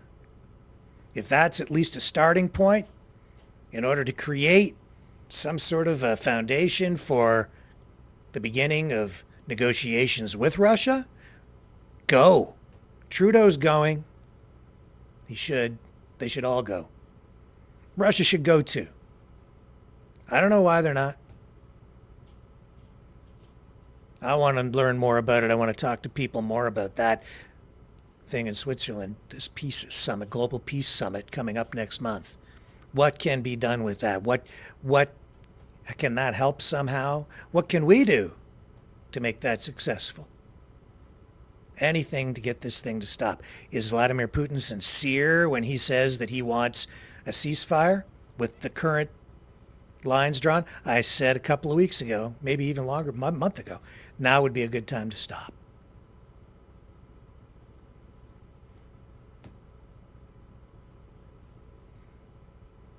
Is he sincere? Zelensky says he doesn't think that Putin is.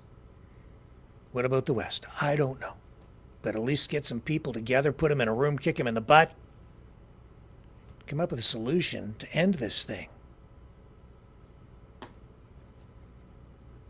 And I appreciate you blurring that image. They didn't have to. They could have gone for shock value to rattle people's cages. And I said the other night, they really suck at the PR game, because what are they talking about here? They're talking about burned books. Fahrenheit 451. Look up the novel. To the Ukrainians, it's important. It's their culture. It's their way of life. It's who they are. It's their identity. I get it. But people here in the West, do you care that they're burning their books, destroying their culture? Probably not. It's not going to resonate with people here. They're not going to get public sympathy for that. It's not dead babies. Or isn't it? I mean, indirectly, you destroy a nation's culture. You bomb what they are, who they are. You're destroying who they are, right? Look at what's gone on in Canada with First Nations and the cultural genocide that we're told happened through residential schools and so on. Well, they're just a bunch of Nazis. No. Are there Nazis there? Yeah. Are there Nazis here? Yeah. Are there Nazis in the United States? Yeah. Are there neo-Nazis in Russia? Yeah. They're all over the place. You don't like them? Well, they live among us. But it doesn't mean they're all Nazis. And Ukraine, like it or not, is a nation state. Vladimir Putin might not like it, and he might not like that they want to join the European Union and ultimately NATO, but it doesn't really give him the legal right to go into that country and dictate. Although, I've said before, that you have to live with the reality of being next door to a superpower. And they don't want NATO on their doorsteps. I get all of this. But legally, no other country has the right to invade another country that is recognized as a sovereign nation. Period. That's what's going on in Ukraine right now. People forget that. Somehow the information campaign has become so powerful that we have people over here rooting for Putin. I'm in the middle of the road because I want peace and I want this to stop, and I wish it never had started. And I understand, I see both sides. I understand. We got to get to a solution, though. And I'll tell you, Ukraine, like Israel, like the West, losing the information war. We're losing the war. We're losing ourselves. We hate ourselves. We hate our country. We hate our government. We hate everything that is in the West now, so many of us. We complained just a few years ago that they were tearing down our statues and assaulting our heritage. And yet here I see people who a few years ago were complaining about it and alarmed by it, rooting for it. People need to shake their heads and wake the hell up and get your head screwed back on straight, even if it's only for self-preservation. It's on full display at the Libertarian Convention over the weekend. What a mess. What a bloody mess that has been. I'll come back to that in a moment. I do want to provide balance here, though, because as much as people in Kharkiv have been suffering under a constant barrage of Russian attack, I know that people in Belgorod are suffering as well. And that's because we have maybe I don't know if I've got the video or not. We have Ukraine attacking that area, and we've had casualties there as well. See if I can find it here. So I just want to be fair, okay?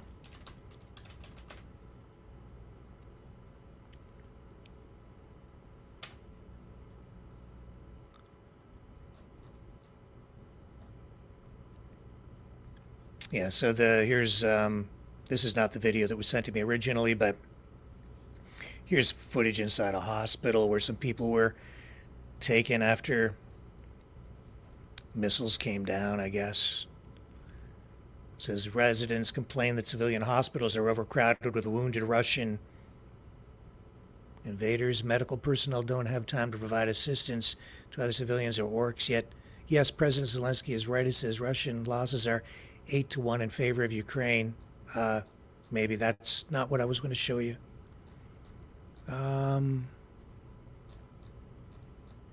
This is all Ukrainian stuff coming up here.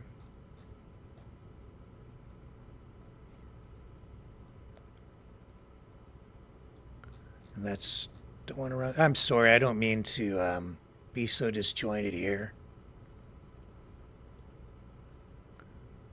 Okay, so here's the other side, okay? This is like a Russian perspective on what's going on in Belgorod, so I'll run this. So they're saying that the Ukrainian army did this. They're claiming that they've targeted the city center, claiming that they've done it intentionally to kill innocent civilians. Is that true?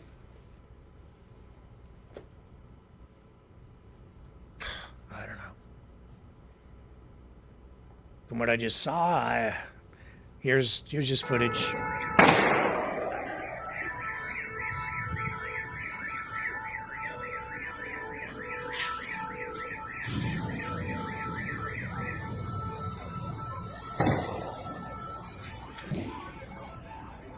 From that smoke comes the fog of war. What was the real motivation behind the attack? Was this an accident? Was the missile strike on that shopping center just the result of poor targeting? Was it done intentionally? One would think that probably it was intentional, but Did they think they were hitting him? I don't know. Who knows? But innocent people are being caught in the middle. Enough. I'm in the middle of the road. I'm afraid to look in the chat because there are probably some people in there running me over right now. Go ahead. Go ahead. You want cheerleading? Go to another channel. You want truth? You want journalism? Stay here. You want BS? You want to get yourself into your echo chamber? Go somewhere else. There's plenty of people doing that. I'm not going to do that here. You know why? Because innocent people are getting caught in the middle. And we need truth, and we need to figure out what we need to do to stop the killing. That's where I'm at, folks. Solutions. Let's find them together. Let's take a break. We're going to move on from this stuff. Sorta. When we come back. I'll be right back.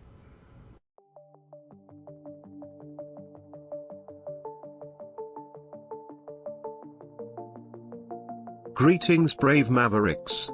Our quest for truth continues. We go beyond fake news. Together we expose propaganda. Together we pull others out of rabbit holes. We are maverick thinkers. We are all unique individuals. Defenders of individual rights and freedoms. Credible. Trusted. Grounded in reality. Maverick News. Maverick News. Defending free speech. Free speech. Donate at freedomreporters.com. Do it now. Tomorrow may be too late. Maverick News. The world is watching.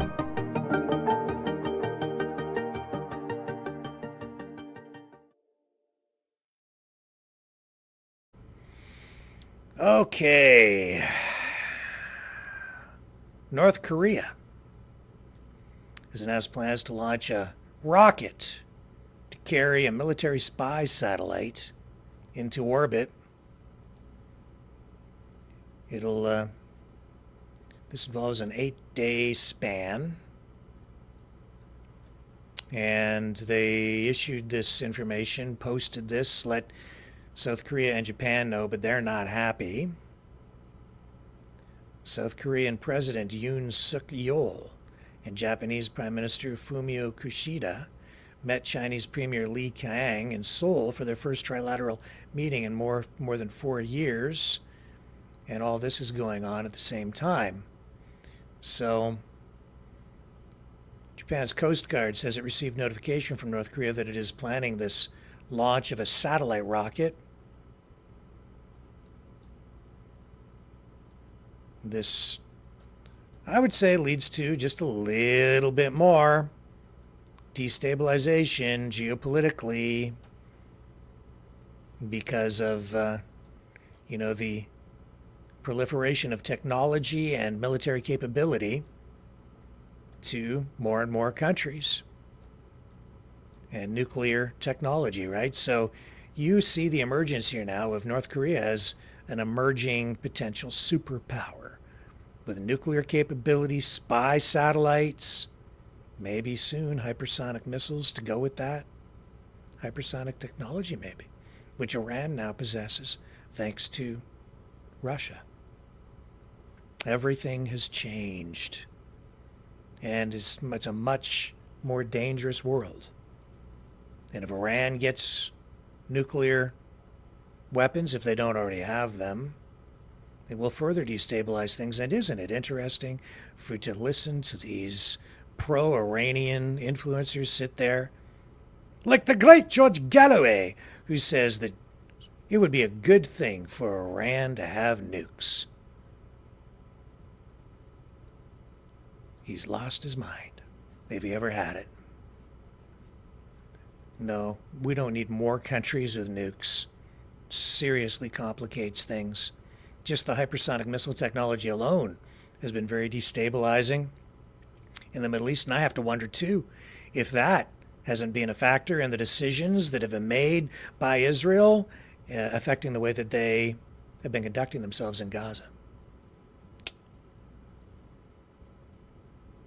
I don't know.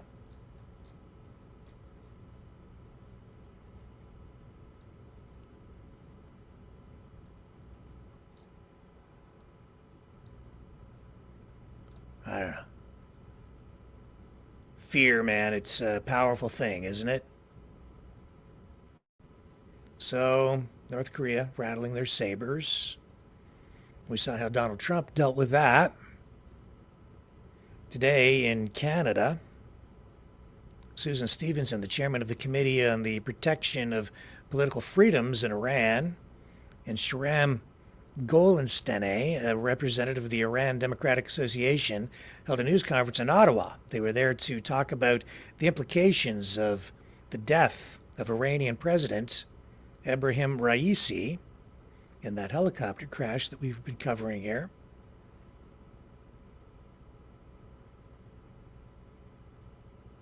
They're calling on the Canadian government to designate the Islamic Revolutionary Guard Corps a terrorist entity. That's interesting. Let's run a little bit from that news conference today. And here she is.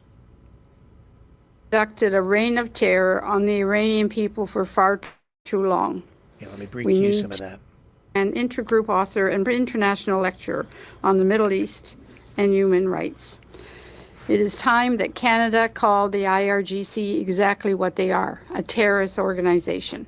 And I stand here today calling for Canada to do that, but also calling for other democratic countries, including the UN, to also name the IRGC for what they are, a terrorist organization. President Raisi had conducted a reign of terror on the Iranian people for far too long. We need to, not only for the Iranian people, but for the stabilization of the Middle East. The terrible loss of lives in Israel and Gaza is a direct result of Iran and the IRGC's actions. It's time to make the voices of the Iranian people heard now, especially the Iranian women, in particular, who have rebelled against compulsory religion, compulsory government, and the compulsory hijab as just a few small examples.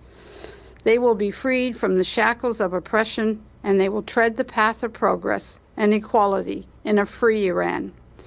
Change is within reach for the Iranian people, but more importantly, and just as importantly, it would be a question of eliminating the human rights abuses and the terror that thousands of Iranian young men and women live every day under the fear of that regime. And it's all led by the IRGC. I will now call on Mr. Shahram. Okay, you've got the idea. We don't need to get into too much more of that. What else do we have here for you tonight?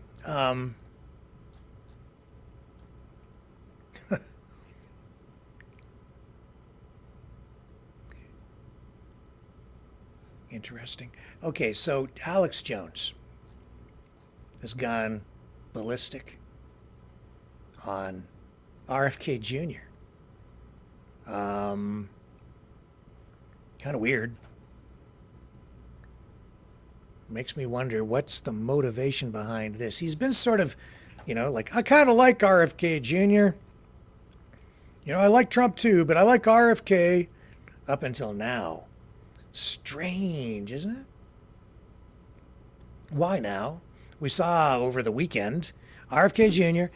and Donald Trump speaking at the Libertarian Convention. First RFK Jr., I think that he was, he's more palatable to the libertarians.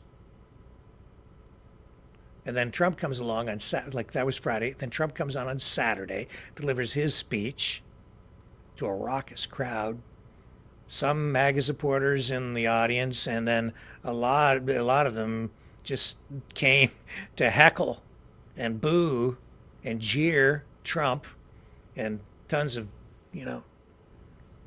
that in the crowd.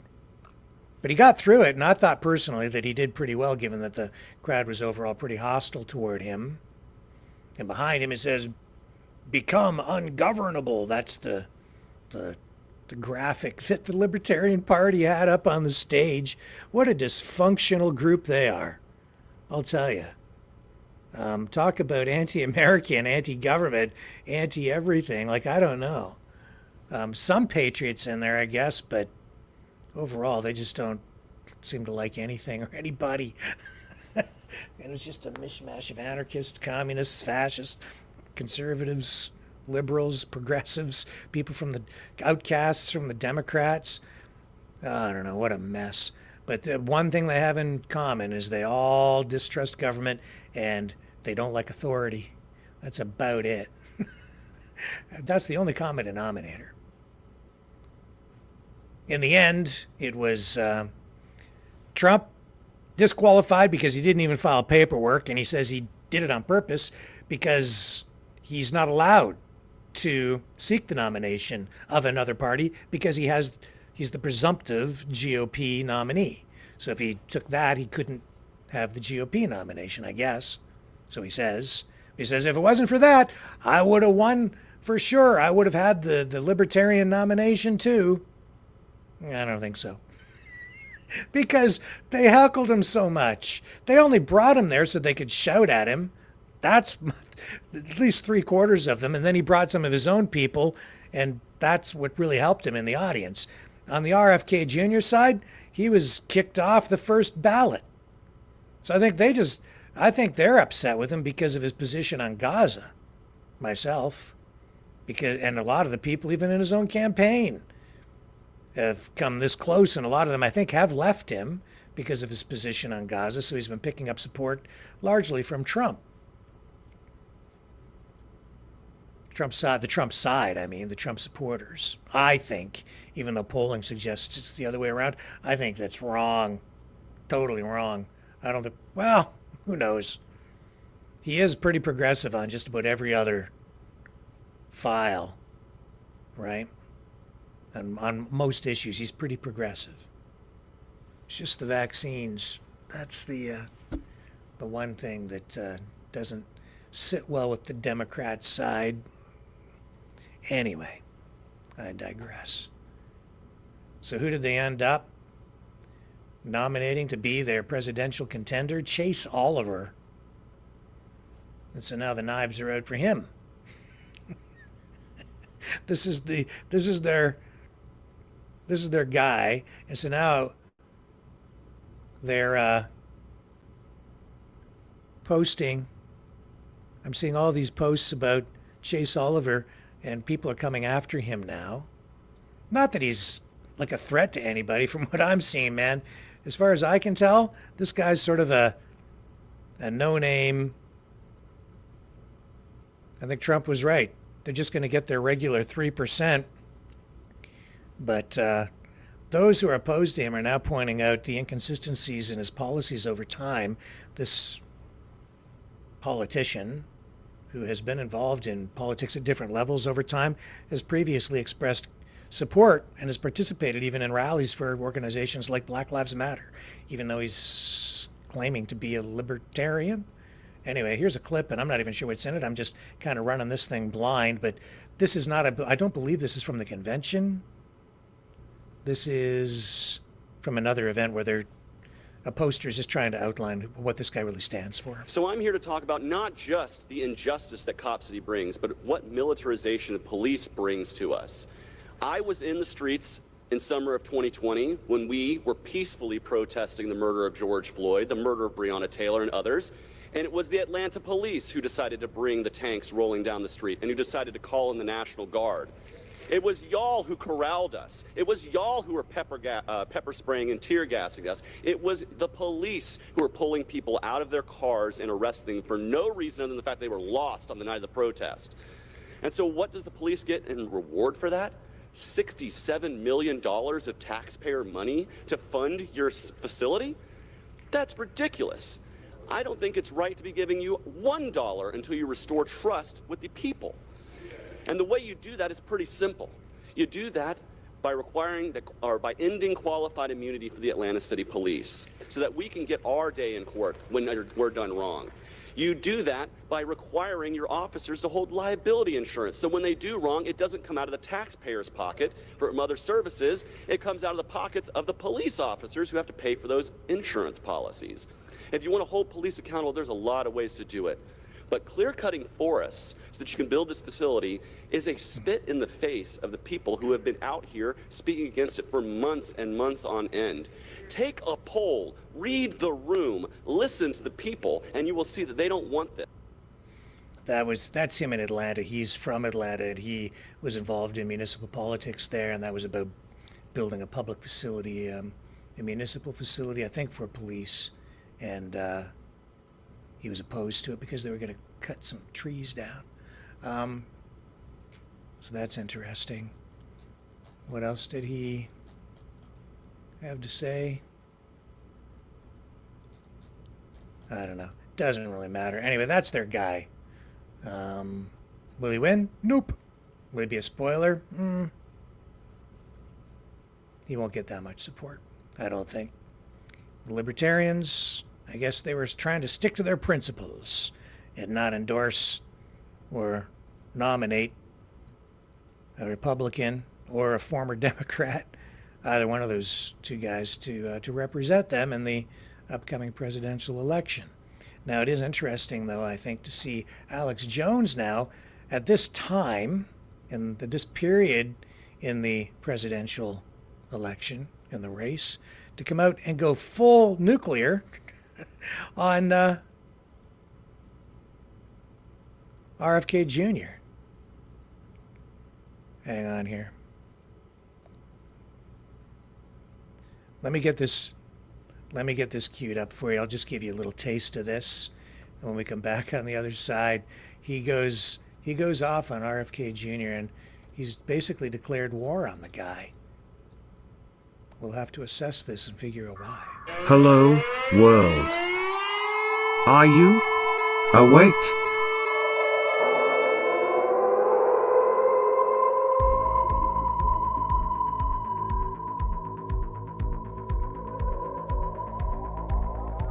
Uniting humankind by liberating millions of minds at a time. Maverick News. The world is watching.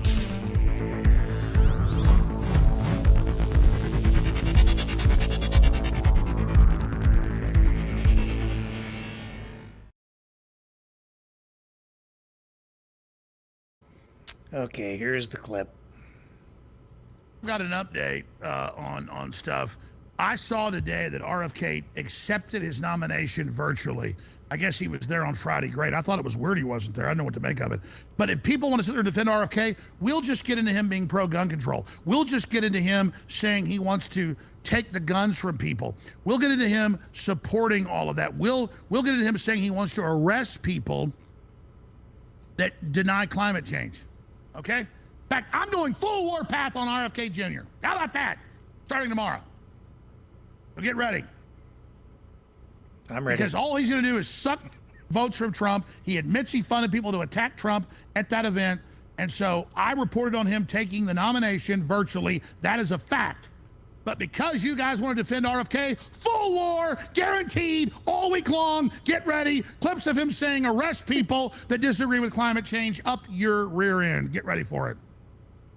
I'm sick of the libertarians. I'm sick of everybody on the fence. I'm sick of people bleeding votes away from Republicans when Republicans are the best house in a bad neighborhood and Trump is giving the New World Order a run for their money.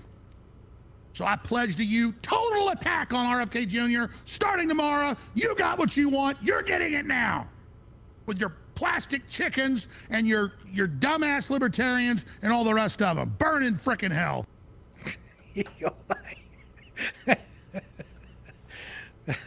Yeah, they were handing out those rubber chickens at the Libertarian Convention so that they could hold them up and squeak them during Trump's speech didn't work.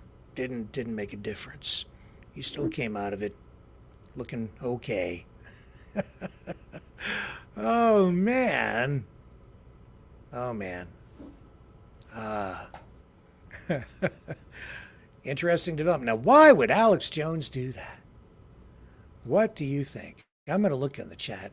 I'm going to get brave here for a second. Does anyone have any idea why Alex Jones would do that right now at this point in the election? Let me scroll down and look in here. Share your thoughts. Tell me what you think. I'll put it up on the screen. Tell me. What do you think? Why? No idea. Cindy says no idea. I have an idea.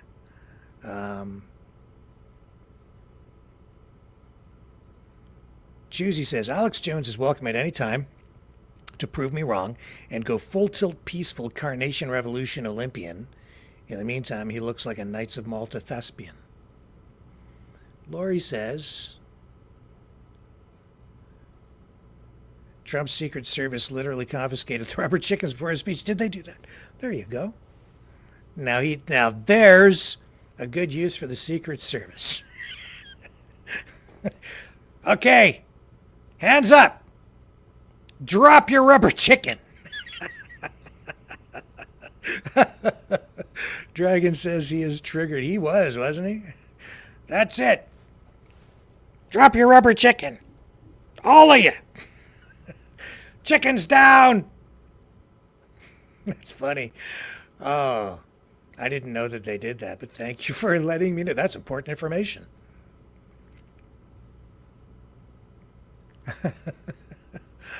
Why would they do it? Well, for some reason, I don't know why. I'm seeing a dollar sign here. And it looks like maybe we lost our feed to our main channel here tonight. Isn't that weird? Let me just see if we're still running. No, we're still running, I guess. We're still live. Yeah, we're okay. We lost one of our channels. I know that. I saw. What channel is it that did we lose? Instagram. Lost Instagram. Oh, well. Laurie says she's not. I believe you. You really, I do. I believe that they would do that. You never know. Those rubber chickens could have been loaded. What a weird election. What a strange election. What's in the chat over here on the main Rumble channel? Anybody have any idea? Oh, Johnny, thank you for the $2, even though you disagree with me on the Diddy University protests. That's okay. You're allowed to disagree with me. David Doyle says, rubber chickens, what an attack. Trump's Stoic teacher says, chuckles at your Jones impression, Rick. It's funny. Oh, yeah. Well, I see dollar signs. I'm thinking maybe someone made a big donation to InfoWars, and that wouldn't surprise me at all either. I can't prove it. I'm just saying, well, he's not going to endorse Biden for sure, but Magic Moon says Alex does have insights. Sometimes he seems to. And Rising Dragon says, Proud Boys with chickens are dangerous. It is funny. Well, that gets us to a time in the evening when I am inclined to wrap things up. And I thank you guys all for hanging out here tonight and being part of this experience. I will be back tomorrow night. Same time, same channel. Thank you, everybody. Really a privilege as always. 7 p.m. Eastern Standard. That's when I'll return. On the flip side.